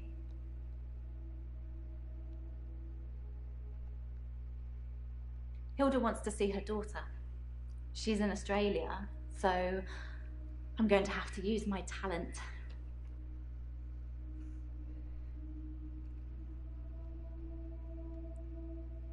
I can change my skin. What I look like. I can turn into a patient's loved one. I just, hold their hand and ask them to imagine that the person they want to see is sitting right here next to them, and I become them. It's how I help them move on. That's how I comfort them. What the hell? Unless she's a psychic, but what the fuck? Changing skin? I never heard a psychic call it that kind of shit. I only shift at work to help my patients. I don't have any interest in using it as a party trick or to deceive anyone.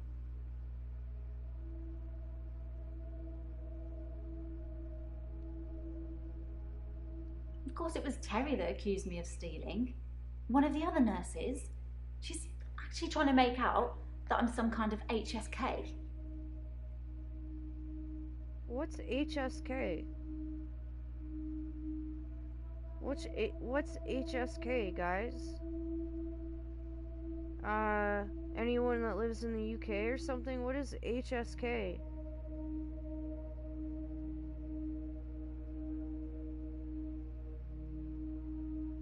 Oh, I guess I can ask her. Healthcare serial killer.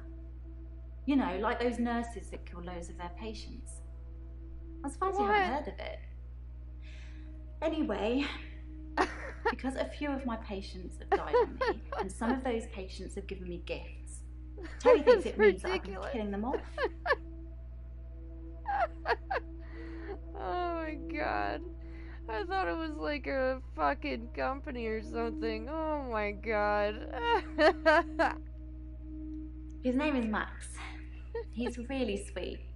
but I don't see a future between us. He's not really my type. I've known Max a couple of years, but this is the first time we've been on a date. I don't think he's boyfriend material.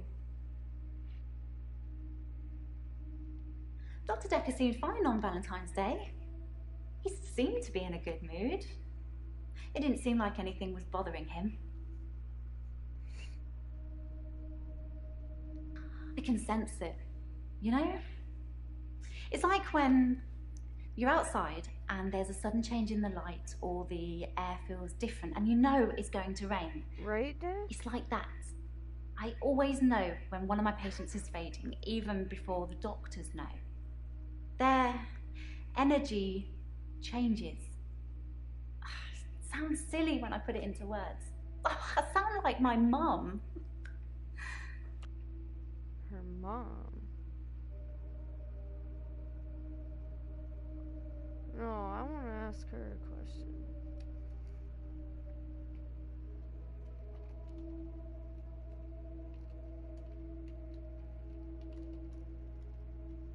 Are you psychotic? No. Are you psycho? I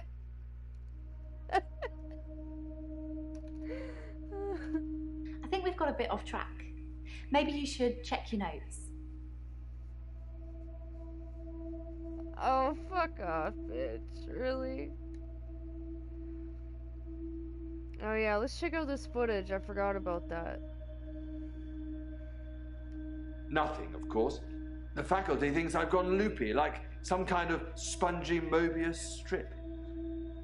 That's why I'm here, isn't it, Dr. Dekker? Him, God, the great old one, the elder god, Cthulhu, however you address him. Listen to me! You're not listening! It's your only bloody job! Well, let's call him God. He creates this world for his amusement, something he can play with and occasionally alter to suit his mood. God loves chaos, but something goes wrong. Man and woman evolve. What was once chaotic becomes, well, more ordered. Without chaos, he has less power. When there's too much order, he becomes impotent. So he needs to instill chaos again. And do you know how he does this? No. And yes, but you're being too granular. He needs chaos so he can return, and the only thing stopping him is you. Not just you. You and people like you. Psychiatrists, doctors, nurses. Anyone who is caring for people who are losing their sanity. You have no comprehension how important your job is, do you? He doesn't need your version of insanity to spread. He needs chaos. It's not the same. It's just a means to an end. They're not all cultists, unfortunately. Once you see the truth, it's hard not to spread chaos yourself, to cause further insanity and harm your own. I doubt it. But can I make you question your reality? Definitely. But in doing so, I would be promoting more chaos.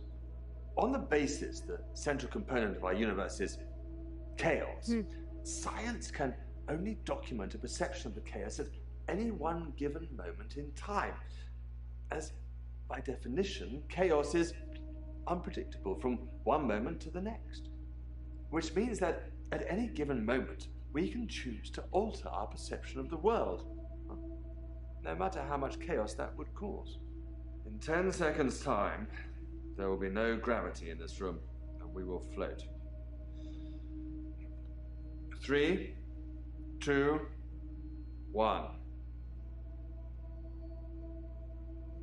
You think nothing happened. Where's your glass, Doctor?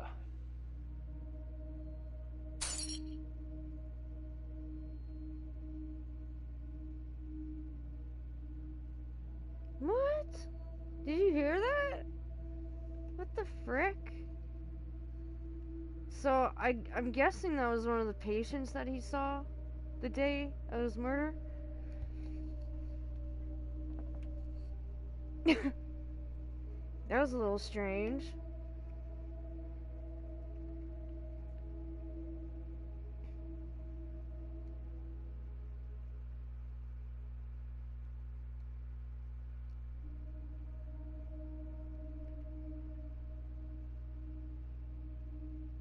It's the anniversary of my parents' death today. I went to the lake house. Over to the I always next go to lady. the lake house anyway, but it's also where they died. I stood for a while, looking across the water. It's peaceful there. It's the place that makes me feel the most. There was a girl there, by the lake, only about 9 or 10. She was fishing, if you can call it that, with one of those nets on a stick.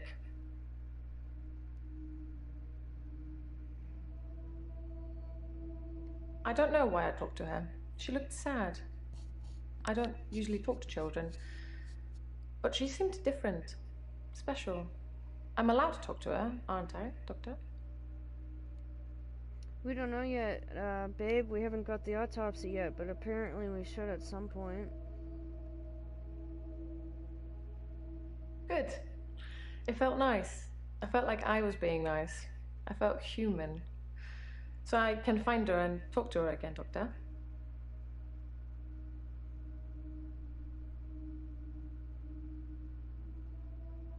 David had been hunting again, and, well, she's seen some of the skins he hung around the lake house.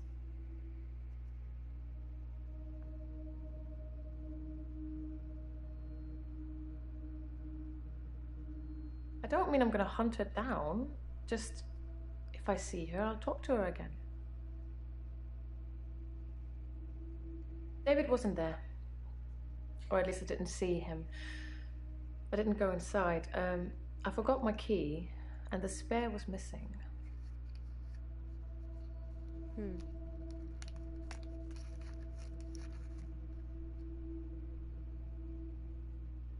Animal skins.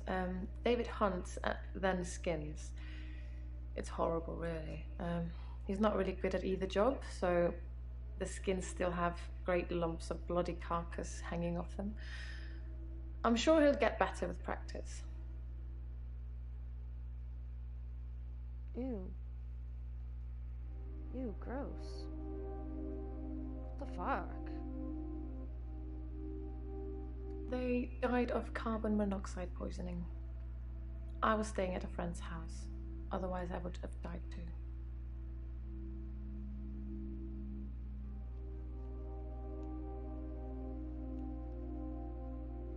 The day Dr. Dekker was killed, I had a session with him in the morning at my usual time, 11 o'clock.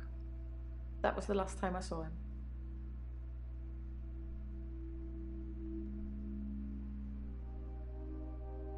Dr. Dekker made me an offer that I couldn't refuse. I'll be taking it to the grave with me, though. As did he.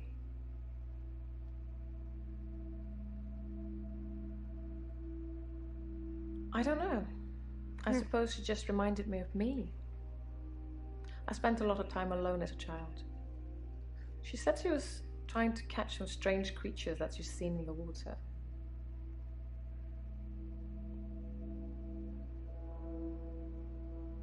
I don't know.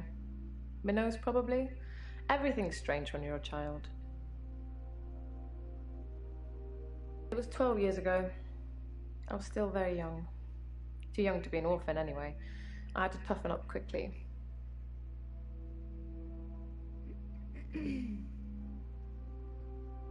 Met isn't the right word. David has always been there, in the shadows, on the periphery. I move in very exclusive circles. You tend to see the same faces.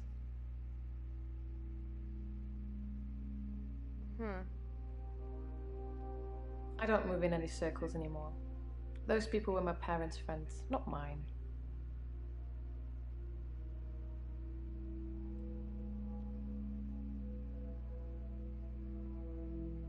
Love? Yes.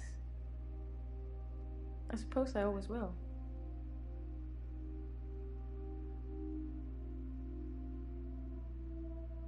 Valentine's Day night, I was at the lake house, watching David, like I always do.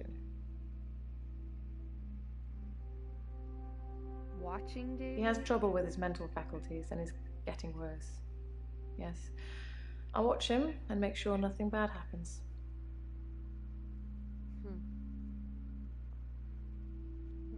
Okay.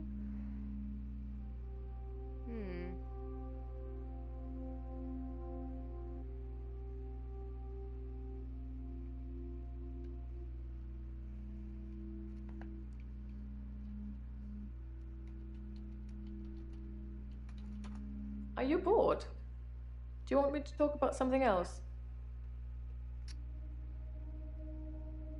They're the stupidest answers.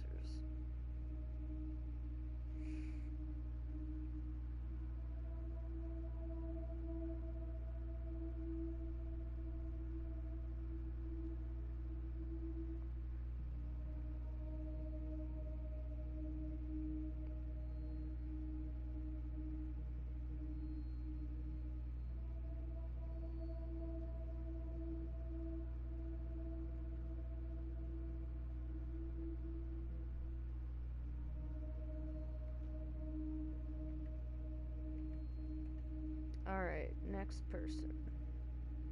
Bryce. That really crazy dude. There's something I want to tell you about. Something else that's wrong with me. I think I've been getting a bit out of control in my hour.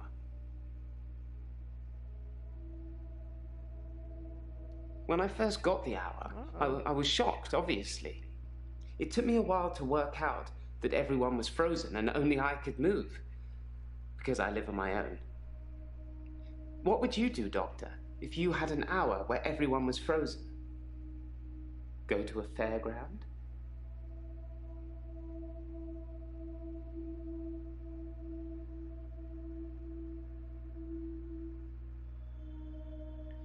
I did think, what good could I do, other than catch up with work? I did see a woman who was having her purse snatched, so I gave her purse back, and the crook, I placed him on a bus a few blocks away. I have no idea where it was going. She'd never really be able to thank me, so I took another picture. What?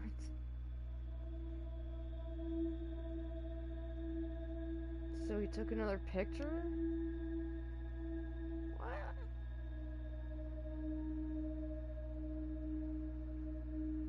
I spent most of Valentine's Day at the art gallery. Well, the evening part, anyway. They had a display with the theme, Love Conquers All. I didn't get most of the paintings, but they were well done.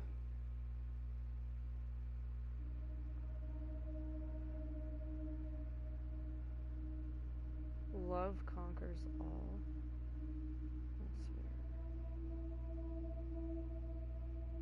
I dug the grave for Dr. Dekker. I helped carry his coffin to the burial site. Do you know what? It didn't weigh enough to have a body in it. Why do you think that is? What? What? What the frick?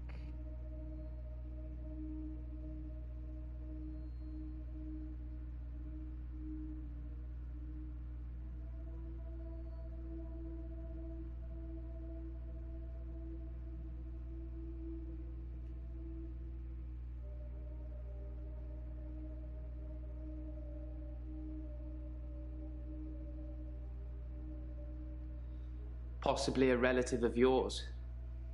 Possibly a patient that died here. I'm not sure. She doesn't normally say anything.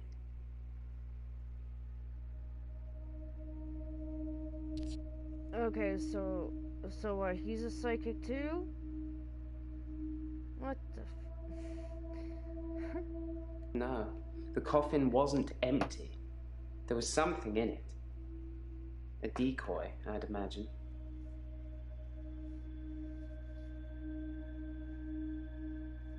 A decoy? I'm guessing he was buried somewhere else, or cremated. Somebody somewhere didn't want his body going in the ground. Do you want to be cremated or buried, Doctor?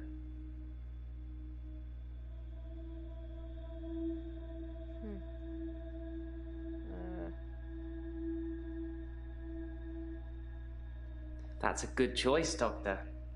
Less work for me.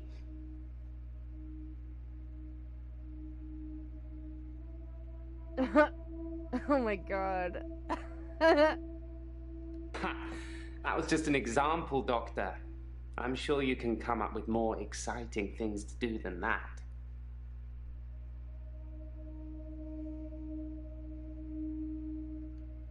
Well, that makes me feel a little better. There's a young mother, divorced, who lives opposite me. Jessica. She's friendly and says hello to me, smiles.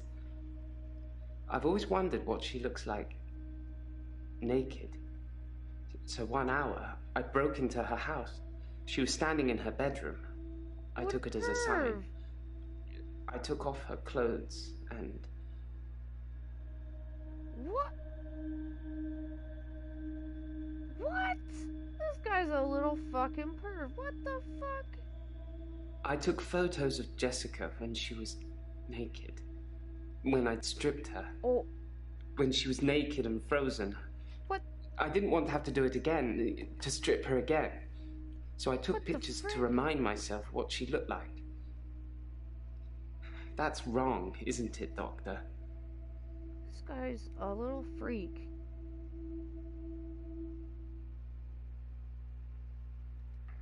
I know. It's that bloody Dr. Dekker.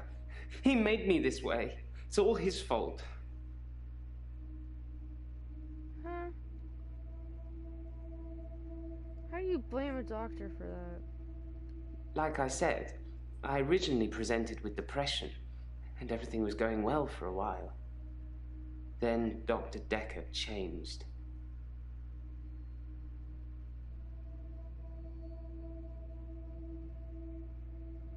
He was easily distracted during sessions, like he wasn't listening. I'm pretty sure he wasn't listening half the time. I don't think he wanted to know about his patients anymore. But when he did give you advice, he told me to use my imagination, to make something up, to think something crazy, and it would become real. He told me to think of a way to get more time. So I did. But he pushed me. He made me think it.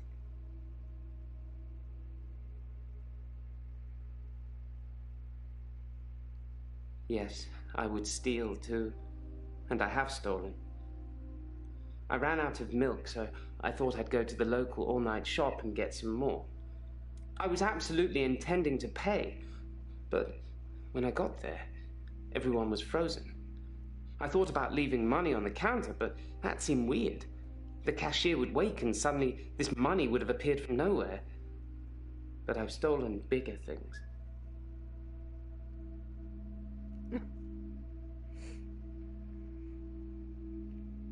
This guy's basically admitting to like everything but murder.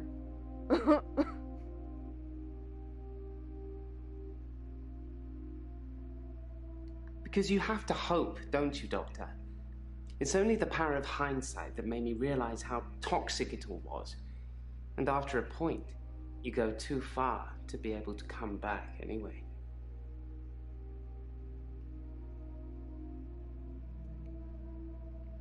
I bet he probably did. Yes, I suppose I've destroyed a few things whilst in the hour. You can be the perfect supervillain. Nobody knows it was you.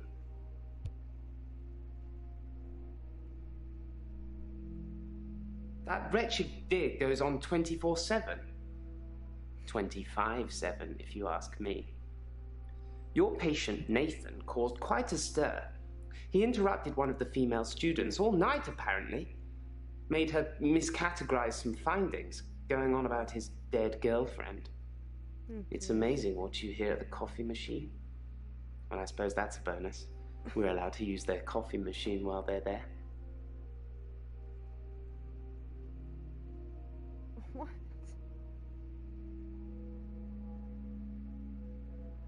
This guy's weird.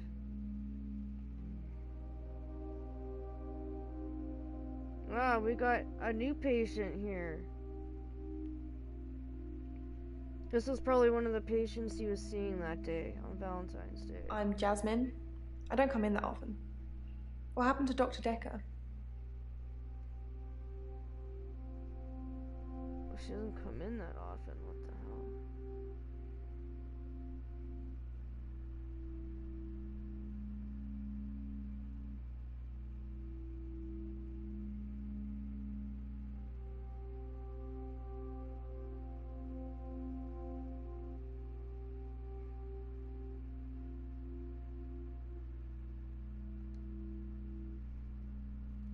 Oh.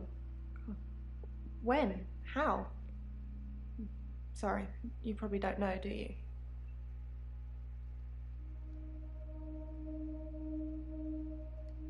Ouch.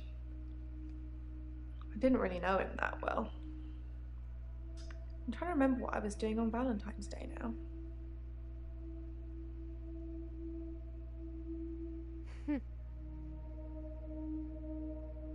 We had a display in the gallery based on Love Conquers All, so I had to work. Mainly it was a collection of giant hearts sat on things, but I ran into another patient, Bryce. I'd never really spoken with him before, but he's quite an art critic. I couldn't get rid of him until I finished work at 11. There's actually another guy who takes over on the night shift. I'm not sure if he kept talking to Bryce though. Providence is open 24 hours.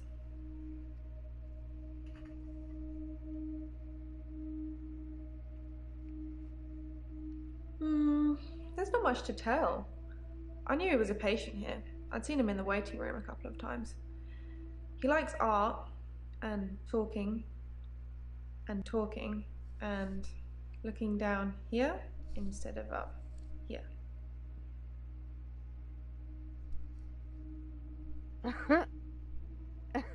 Oh my god.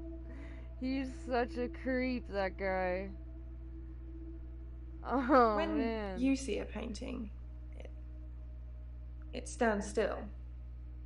When I see one, it's moving. Like a mini film. Like little vines. But when there's a person in the painting,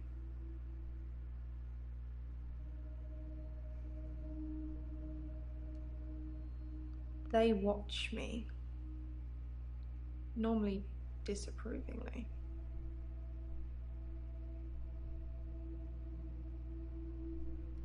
Because they don't think I know how to appreciate art. Because I'm too young.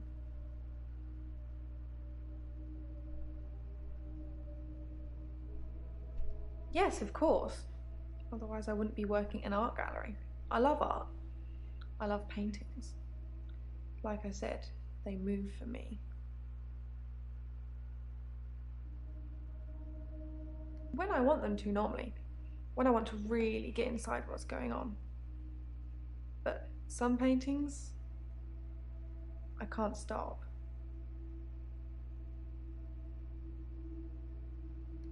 I've been working on portraits, at home, outside work. But my paintings aren't so good. Nowhere near Providence standard. I painted a man, Dorian. You know, after Dorian Gray.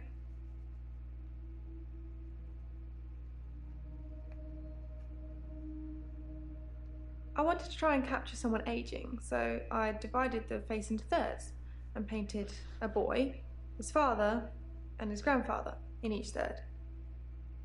It was hideous. And it started talking to me.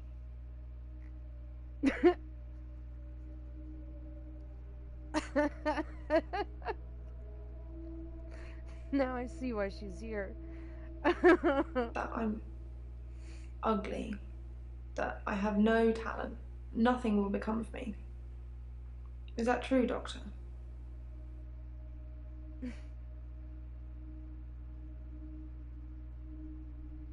Oh boy. I hear it so many times in that wretched painting. It's in my head. But thank you. He was shy. And then less so. When I told him about my problem, he told me to set fire to it.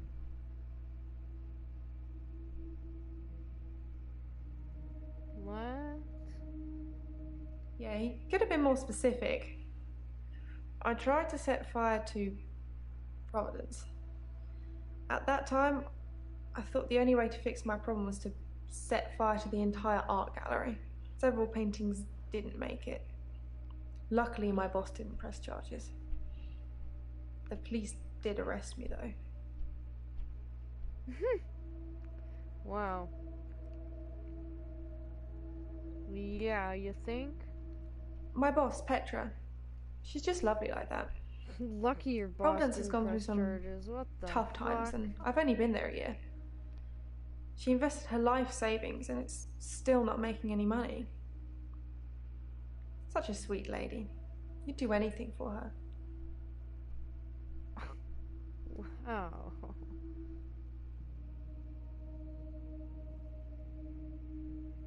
Dr. Dekker told me to burn it. It was nothing to do with Petra.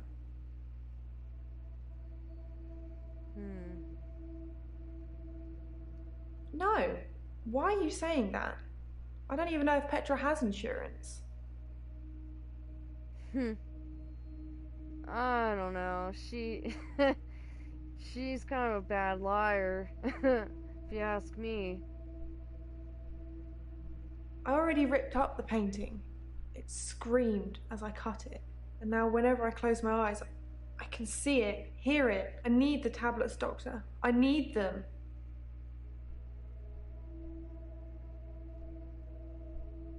What? The temazepam? The sleeping tablets. The ones you gave me last time.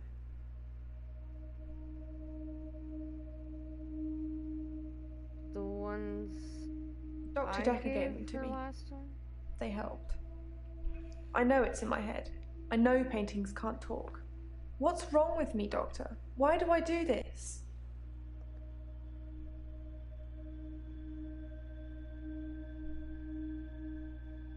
I don't know. Thank you, Doctor. I'll think about that. And the prescription, please? Seems like she's only here for the prescription. I feel like she's like faking.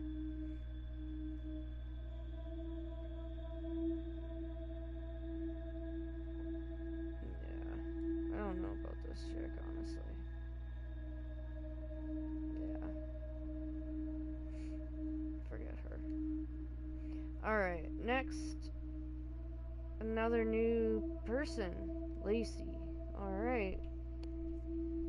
I'm Lacey Hendricks. So you don't know about me then?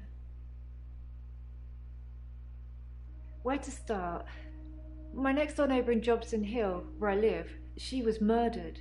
80, and they diversion burgled her. But she was wise to it and started calling the police. They slit her throat with a bread knife. So I started a neighbourhood watch.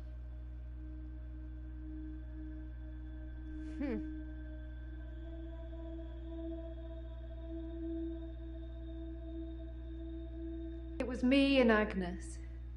Everyone else thought we were overreacting. If they want their throats cut, that's up to them, living in their bubbles. But Agnes... Poor Agnes.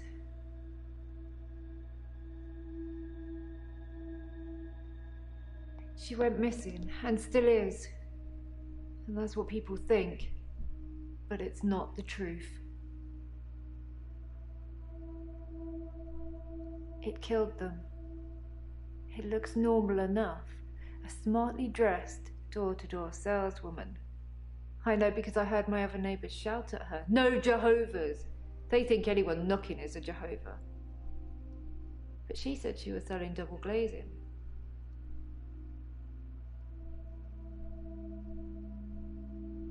What is double glazing? I don't know. I didn't answer the door. Best not to nowadays. What the frick is double glazing? But I watched her go to Agnes's. Poor Agnes. She let her right into her house. Anyone know what double glazing is? What is that? I could only see the silhouette. It turned from a person into a, well, it looked like, I guess you'd call it a Medusa. Snakes for her face. And Agnes just fell to the floor. A few minutes later, the woman left, smiling like the cat that got the cream. That was the end of Agnes. What? saw it with my own eyes. What more proof do I need? You're starting to sound like Dr. Dekker. He didn't believe me either. I didn't have much luck with him, like I said. He didn't believe me. He thought I was having a hallucination caused by the stress of my neighbour being so brutally murdered. Where is Agnes, though? I haven't found her, have they? Have they? What?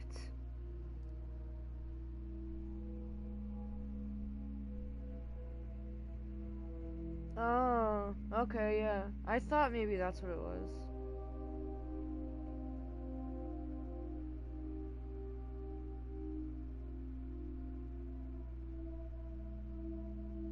I was at Henley Church. They had a service that ran right up till midnight. For us less fortunates without a love in their life. Well, now.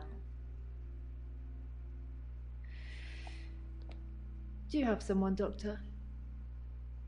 Do you have a love in your life?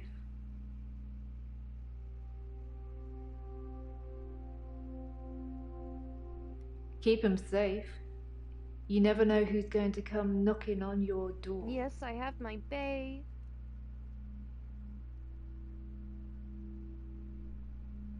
Oh my god. Creepy witch. What? That can't be possible. Is that true? Why don't I know about it then? When was this then? Is she alive? Her useless husband is. Oh, she's freaking out. Don't know much about him, other than the fact that he looks at me like I'm 6 foot under every time we meet. He doesn't seem too bothered she's gone missing either. He did at first, when the police were crawling around. But now they've gone, that's stopped. If I hadn't seen that thing eat her, I'd... No. He's a Weasley little man who spends far too much time in his garden. It's probably like the National Trust back there. The constant digging and building, pruning and sawing.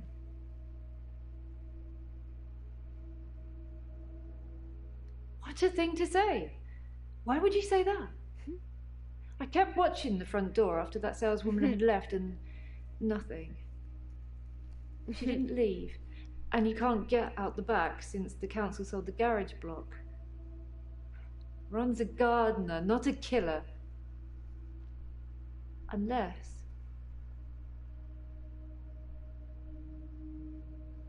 Agnes said Ron was laying the foundations for a new greenhouse. You don't think...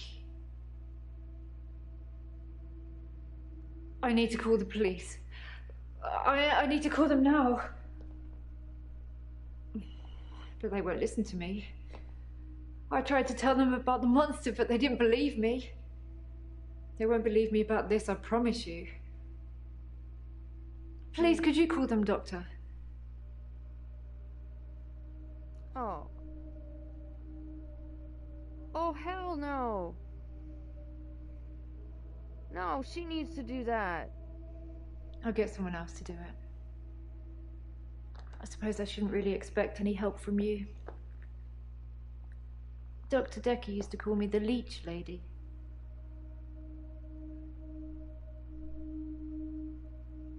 Oh. Oh, great. Make me feel bad. He said that I leech thoughts from people. Suck them right out of their heads. And I can put thoughts in there too. I'm not that clever though, am I, Doctor? I mean, it's not as if I was having an affair with Ron and Agnes was in the way and needed to disappear. So I made this story up. I mean, what do you think I do for a living anyway?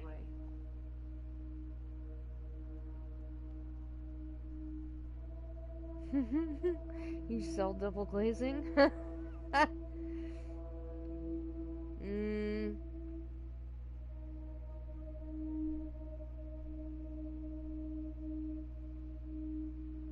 Doctor, you're so good. We're going to get on just fine.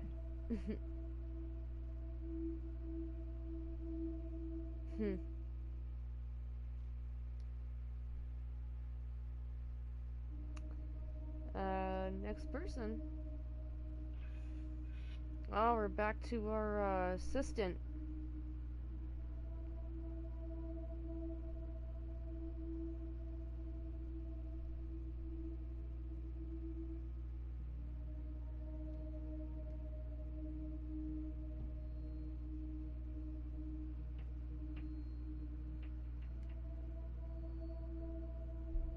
So, should I get a solicitor, or shall we try and talk it out with him?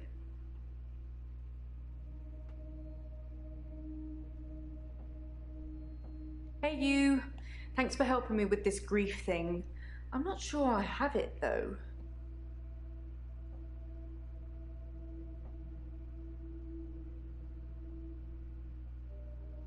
Good choice. I'll go and see Ben to see if I can get him to call off the dogs. I have no idea what's gotten into him. Perhaps it's his mum. Nick. I don't really know where to start. I feel a bit numb. Maybe we should just talk about him.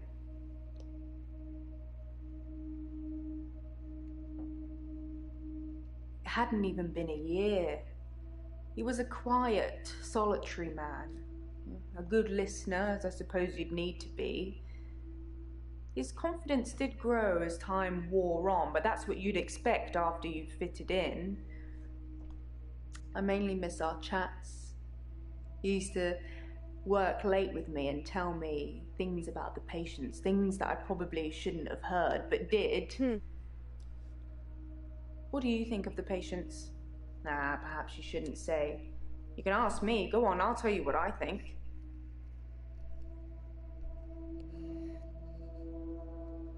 Oh boy, here we go.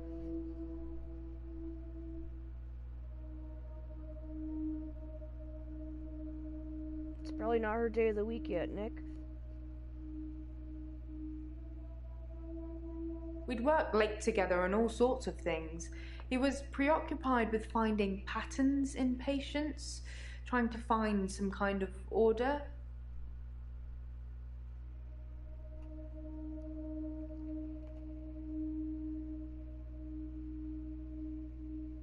Mainly he was searching for a common experience the patients might have had. That's what led them to his office. He'd study everything, even the referral letters. Yes, letters, parking tickets, holiday destinations. You know, I find those referral letters... He was sure there was a pattern in them.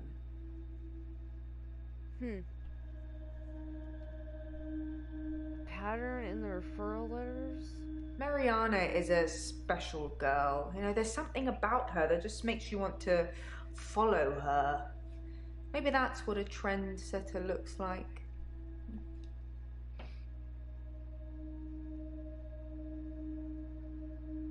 That's all she has to say about her? Okay. I think Bryce has a lot of misdirected anger. I don't think I like him that much. You know, sometimes when things overrun, he's outside waiting for you, and he stares at me as if he's undressing me with his eyes. You know, he's not the first person that's done that, but still, you know, it feels worse coming from him.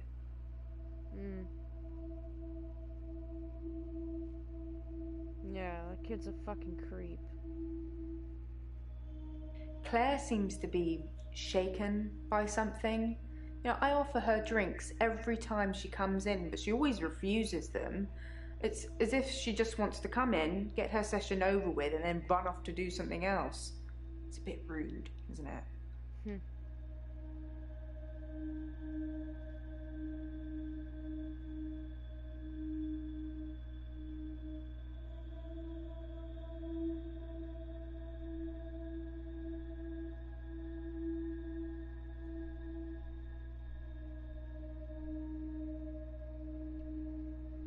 Elin seems like a lovely person. I'm not really sure why she's here.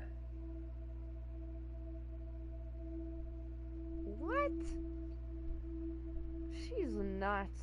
Oh, I just want to cuddle Nathan all up. He's such a mess. He's always in the same clothes. You know, he barely talks to me though. It's the same hello every time.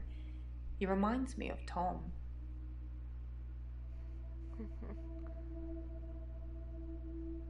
Tom was a quiet mess, like Nathan. Youngish, in his early 20s. He taught piano, but he did have a strange hobby.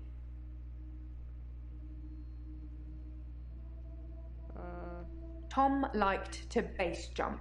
That's basically falling from a huge building or mountain and pulling your parachute before you hit the ground.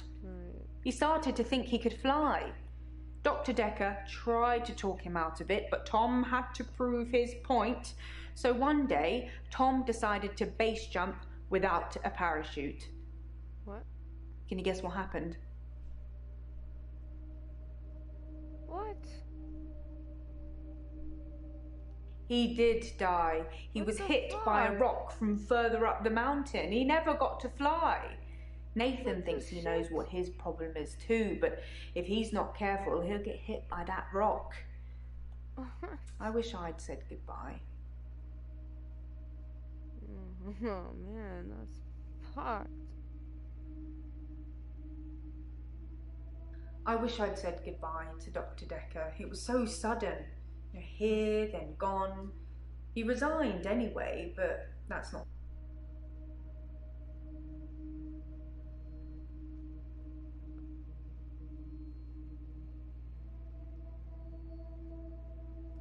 Dr. Dekker resigned shortly before his murder. No, it's sad, but doctors come and go and only poor Jaya remains.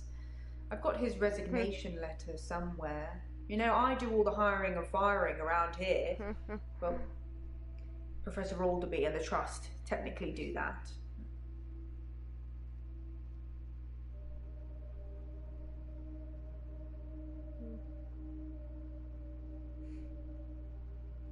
Professor Alderby is a trustee. Did I not mention that?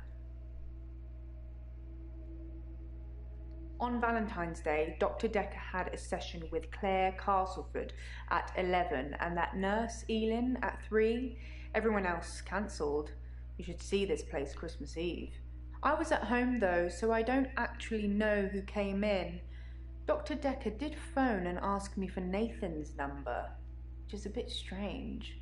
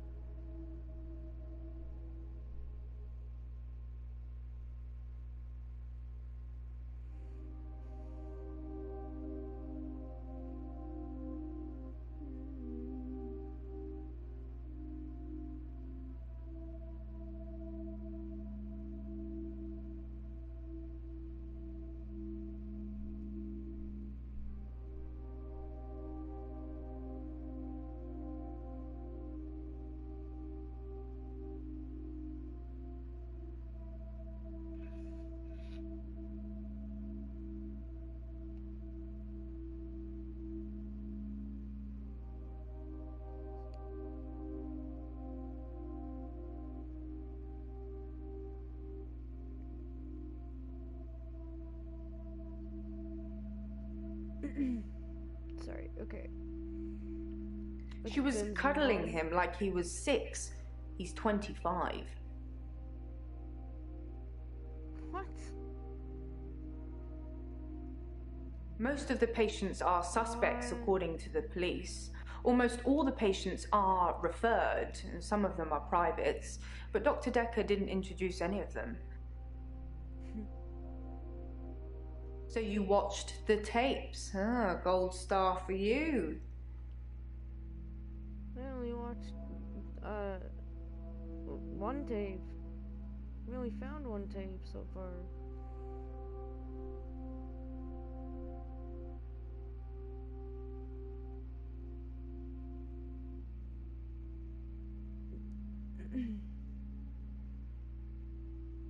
It smashed.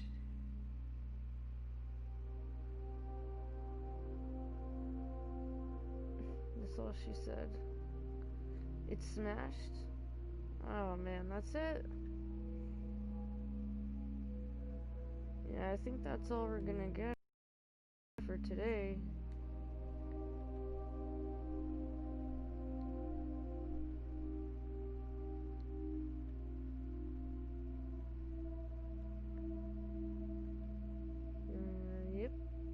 Yep. Alright, so we gotta skip over to the next day. David hunts. I can change my skin. Then skins. Dr. Dekker dated his patients. I had a hot date. We went out for drinks. I took photos of Jessica. Dr. Dekker did phone on Valentine's Day and asked me for Nathan's number. There was a girl there. Am I wrong to keep the locket? I'm allowed to talk to her, aren't I? He was preoccupied with finding Photographs. patterns. Rocking chair. I haven't been back to the beach since I had a bit of a shaky loop incident. where I find something I set fire beautiful in the sea. to Hannah's clothes in the garden. I dug the grave. I wish I'd said goodbye. Dr. Dekker cursed me. It didn't weigh enough to have a body in it. Oh, Doctor, you surprised me. Reminds me of Officer Yates. Did I ever mention I had a special friend in the police force? Nah, it's not something you drop politely into a conversation. He's been doing some digging and he's found a couple things. There's a crime scene report that goes into all the gory details and another report that's about a patient you're seeing today, Claire.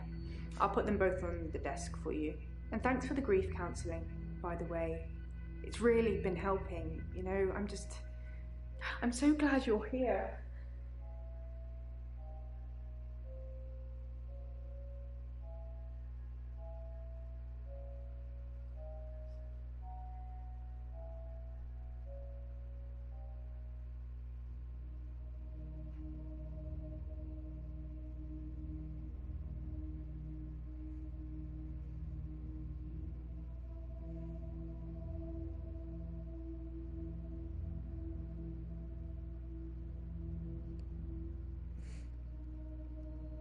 Alright, so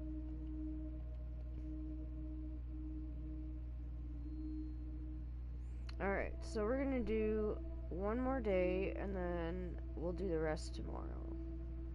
So we'll try and do these people. Or no, we're gonna do 3 more people and then we're gonna end it for today. And then we'll do the rest tomorrow.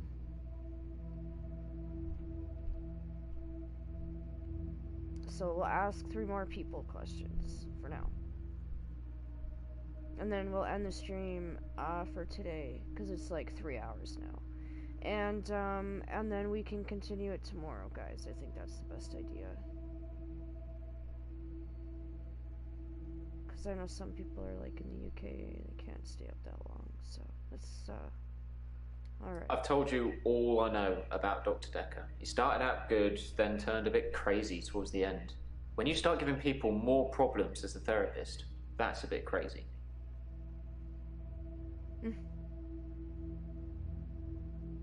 I started out with depression. Now I seem to repeat days.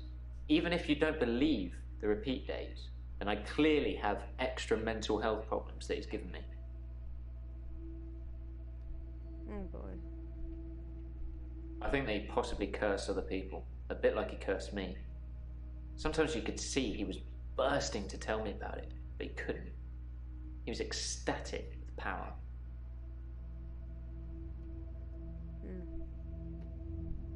Ah, the curse. Well remembered. I was hoping he'd forget. It's gonna sound crazy. Dr. Dekker said I would never be able to move forward until I came to terms with my grief. And so from this point on, I start to relive the same day over and over again until I made something of it. I believed him.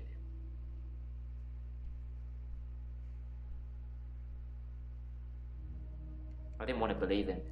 I remember I said, you can't just say things and they happen. He laughed and laughed. I think he was going mad. He said he'd give me a demonstration.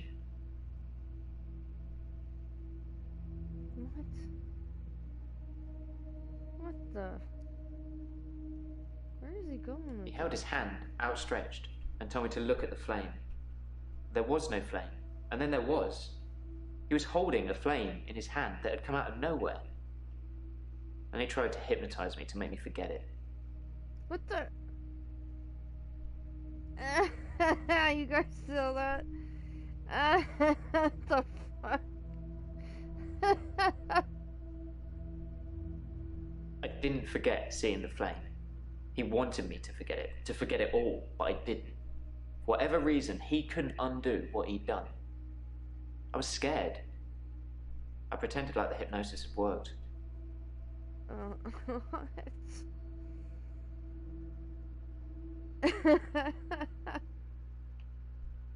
I was scared what Dr. Dekker would do to me if he found out I still knew. So I had to play along. Keep coming to the sessions. Pretend I hadn't seen what he'd done. It was awful, because I was suffering through the same days over and over again. But I couldn't talk to him about it, because he'd know. I burned Hannah's rocking chair. The day moved forward. It was a good choice. I'm not sure I've got much left of hers now. I've burnt most of it, or given it away, just to make the days move forward. There was a moment when I was attacking a Salvation Army bin, but I gave in. What? I accidentally put Hannah's diary into a Salvation Army donation bin. They're like huge post boxes with a circular tray that makes sure things spill to the bottom. I tried to get in to get it back, but I gave up. Oh my lord. I read the last few weeks of Hannah's diary a while ago.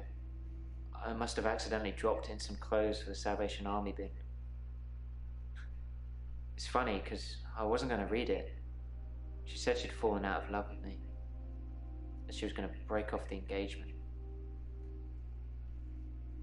That she didn't love me anymore. I regretted it.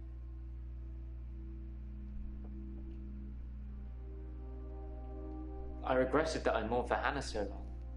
I regret the grief. I regret all the days I slept through because of it. Had I known she didn't love me anymore, things would have been different. I'm a bit angry now. If I had that day over again, I may just still pull out in front of the driver. Wow. I didn't notice Dr. Dekker had a paper spike. I haven't really seen more than a foot in front of me since Hannah died.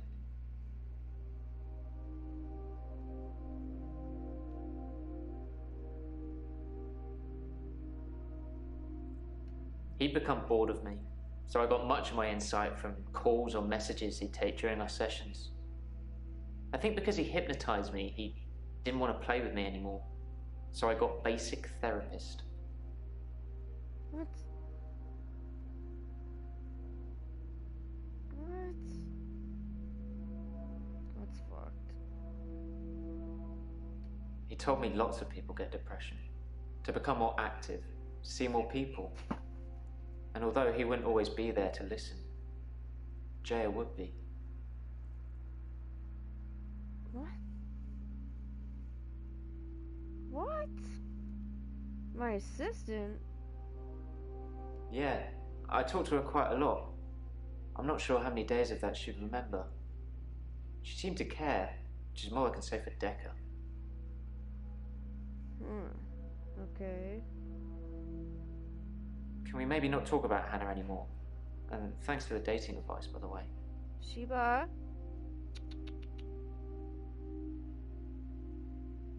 You told me not to look for anyone else until I was ready. So I didn't. I've just been sitting at home, reading Hannah's diary, stewing. I ordered a pizza. A nice girl delivered it.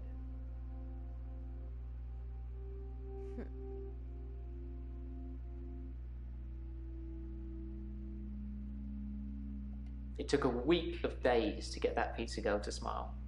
And you know what did it? A tip, as much as the pizza cost. So money does make you happy. Hey, Shibi. Come here. Shiba. Come. I didn't kill Dr. Dekker. I wanted to be as far away from him as possible. I don't know who did.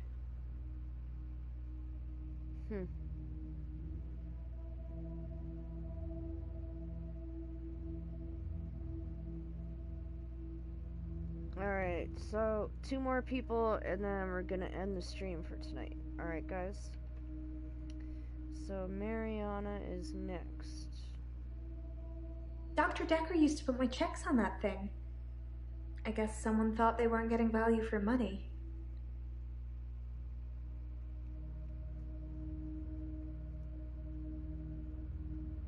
I actually don't have a lot of money. Sometimes a therapy check would bounce, but Dr. Dekker would be okay with it. Oh, my checks are fine though, don't worry.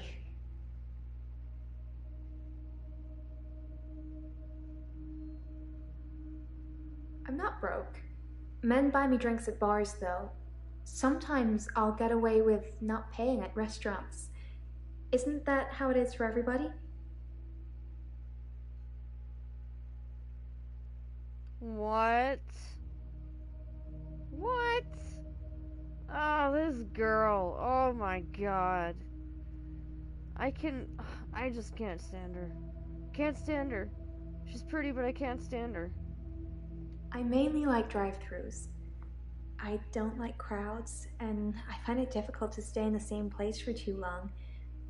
I guess I'm a fidget. Crowds at nightclubs and bars are different. The lights are dim. You can slink around without attracting too much attention.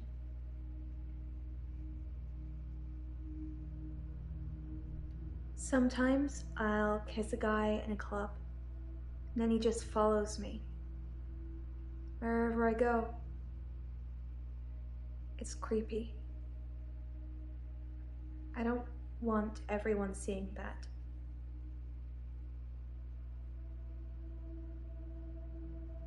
What? They follow me wherever I go. Anywhere. Where do you think they follow me, Doctor? Huh? It depends where they follow me. If they follow me home, they bang on the door for an hour or so, then leave. Other places, they just disappear. I don't see them again. What? Oh, what the frick? They don't just disappear into thin air. I think they return to the place I found them. But I've not run into the same person twice.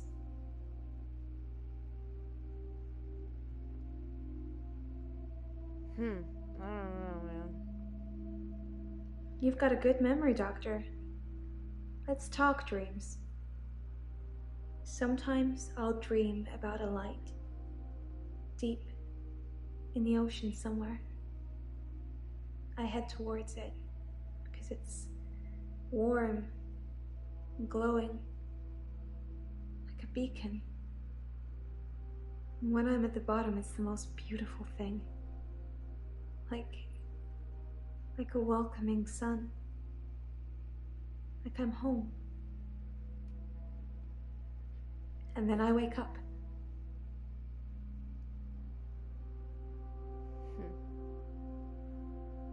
It's so beautiful. It calls me. It's like I'm in a trance. What does the dream mean, Doctor?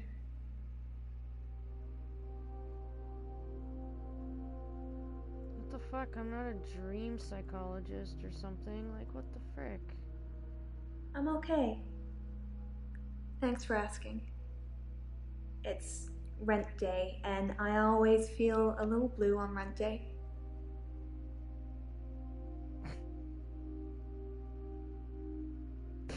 Give me a break. Yes, I suppose I follow that glow like people follow me. I still don't know what it means, though.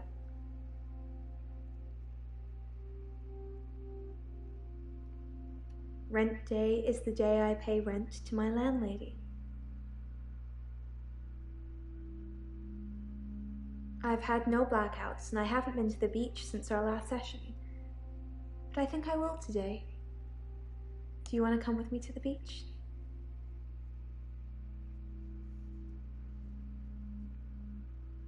Yeah, no, that would be completely unprofessional. Doctor, I think you're getting a little anxious. If you ever wanted to visit the beach, you can just turn up. It's not mine. Yeah, you're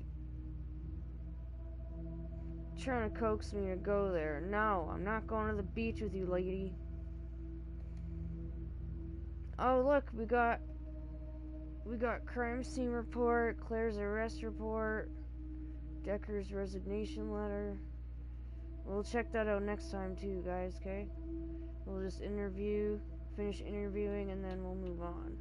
Or we'll shut the stream down, we'll look at all that stuff tomorrow, sorry. Yesterday. Yeah, yesterday. No, tomorrow. Okay.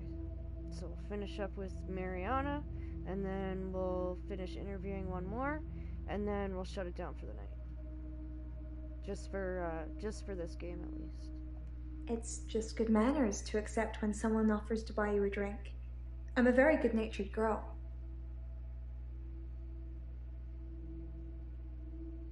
Don't you think I'm sweet, Doctor?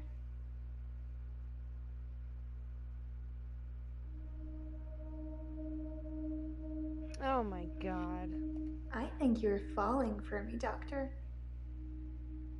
Don't let that get in the way of helping me. No, I'm just trying to tell you what you want to hear, so you'll give me more information. Yes, they follow me home. They're silent. It's like a trance. That's fucking creepy. That's creepy. There was one guy, a real gym body. I let him into the bedroom, but nothing. Nothing I did would stop him just staring at me. It was creepy. I got him to follow me outside, and then I just shut the door.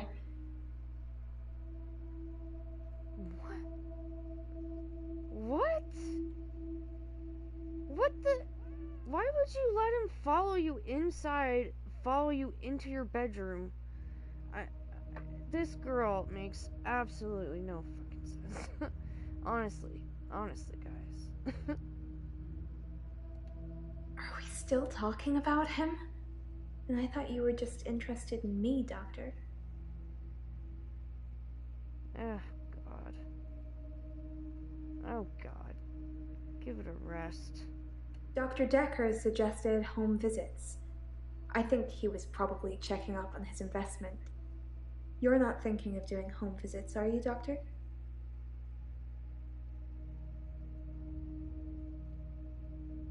What do you mean, his investments?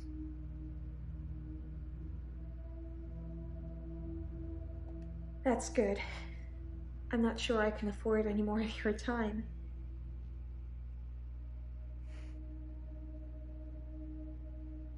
Alright, so we're moving on to the last person. For now. For today, for tonight. And then I'm gonna shut the stream down for this game. And like I said, guys, we'll continue the rest tomorrow. So, the last person is, Eileen. Alrighty. The morbid nurse lady. true then. I'd heard Dr. Dekker was stabbed, but I didn't know for sure. It's weird that whoever did it would choose the paper spike.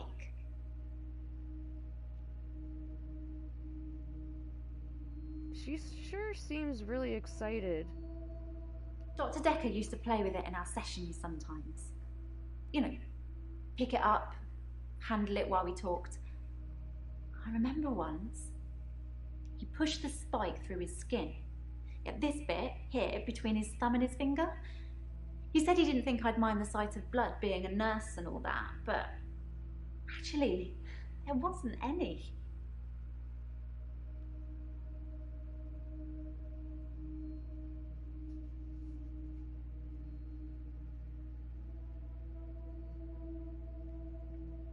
I was a bit freaked out. At first, I thought it was a trick.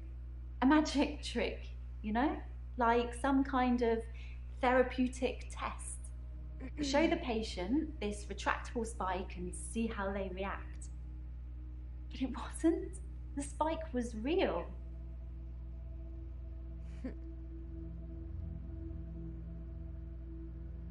Dr. Dekker gave me the paper spike to try. It wasn't fake. It was pretty sharp, actually. I don't know how he did it. He said he just thought that it wouldn't hurt him, so it didn't.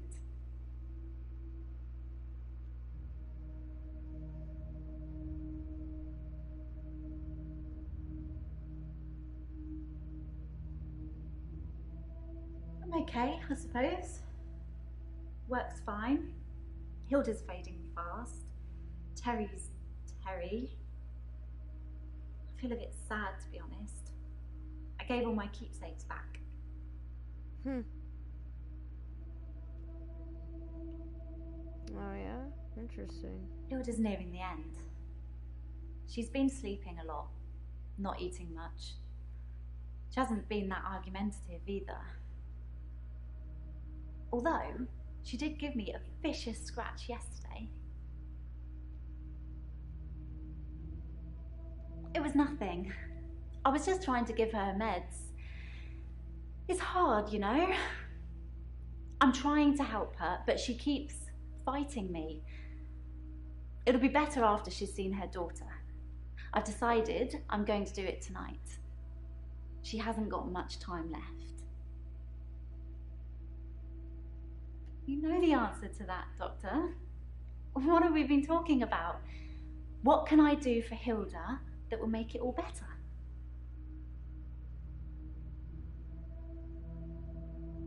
That's the plan. I know, it sounds unbelievable, like I'm making it up. I wish I could prove it to you somehow. We could try shifting now. Think of someone you really love. It might help if you close your eyes. Are you thinking of them? Can you picture them? Okay, hold on. What?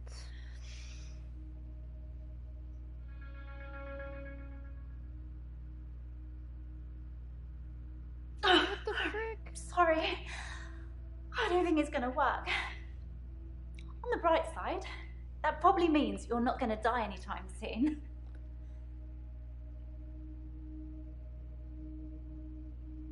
It's tricky. What? I mean, I'll sound exactly like Hilda's daughter, but I try and keep it vague because I don't become her. I don't know what she would really say.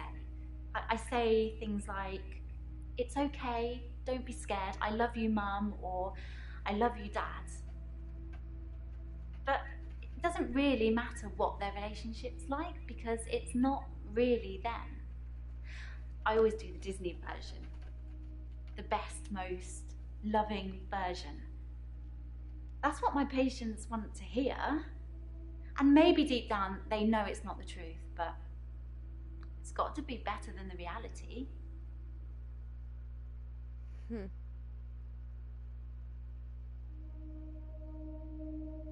Does it really matter if it isn't the truth? Isn't it worth it if it brings them peace? Tell me honestly, Doctor. Do you really think that what I'm doing is wrong?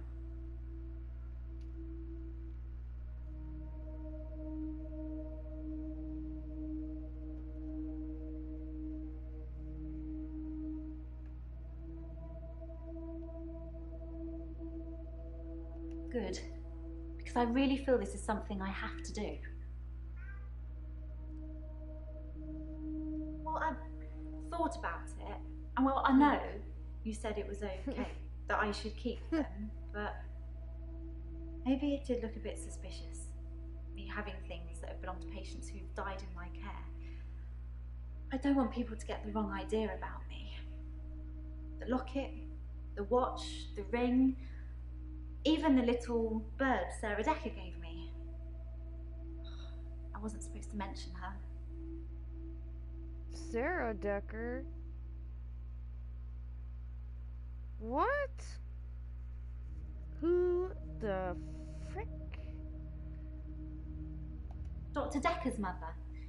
She was one of my first patients, but she died a while ago. Huh.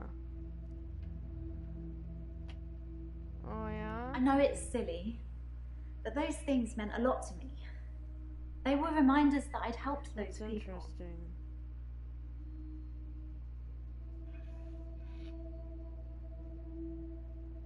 Terry seems to have backed down since I gave the keepsakes back. It would be actually unprofessional. It doesn't seem like she's been very well. To counsel her, though. Not her usual or self. To see her. Maybe she's got a bug or something. Weird.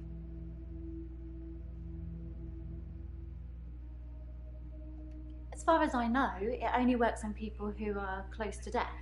That's the whole point of it. I have to hold their hand, and they have to think of the person, and they have to be near death. And those seem to be the 3 criteria.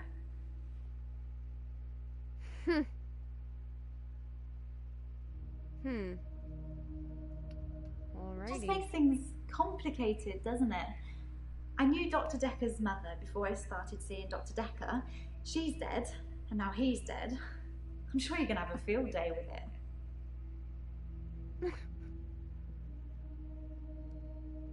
Yeah, that's the reason I came to see him. Wow. I knew she was dying, but he refused to talk to me unless I booked a session, so I did. And well, here we are.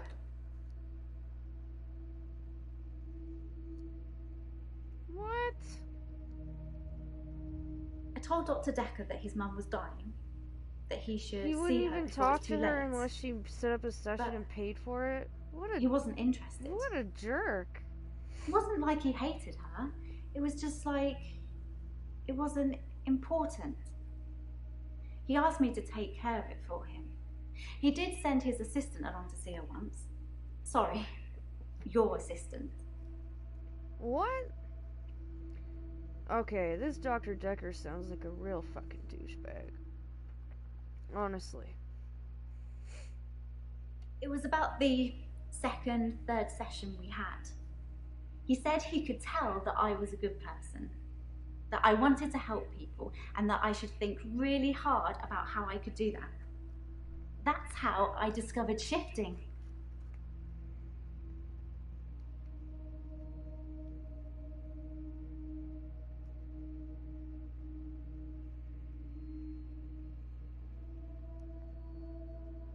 All Dr. Dekker did was encourage me to think. But the shifting, that's all me. And my mum's a psychic, and my sister's an empath, but I was just ordinary. I always felt like I wasn't special, like I was missing out. But I wasn't. I just hadn't discovered what I could do yet. Sarah Dekker was one of the first ones I tried shifting for.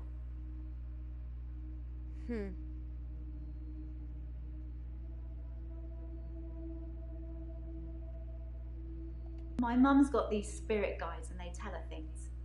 Mostly about my love life, it would seem.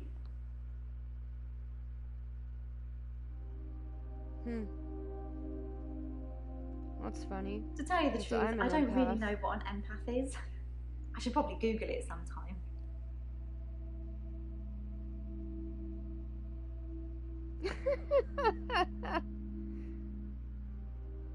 I didn't really Wow. know what I was doing that first time. I mean, I didn't actually expect anything to happen.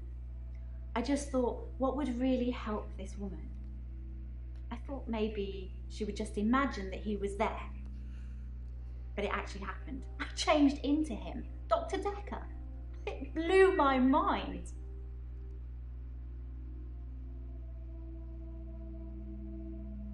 Well, that's it, guys.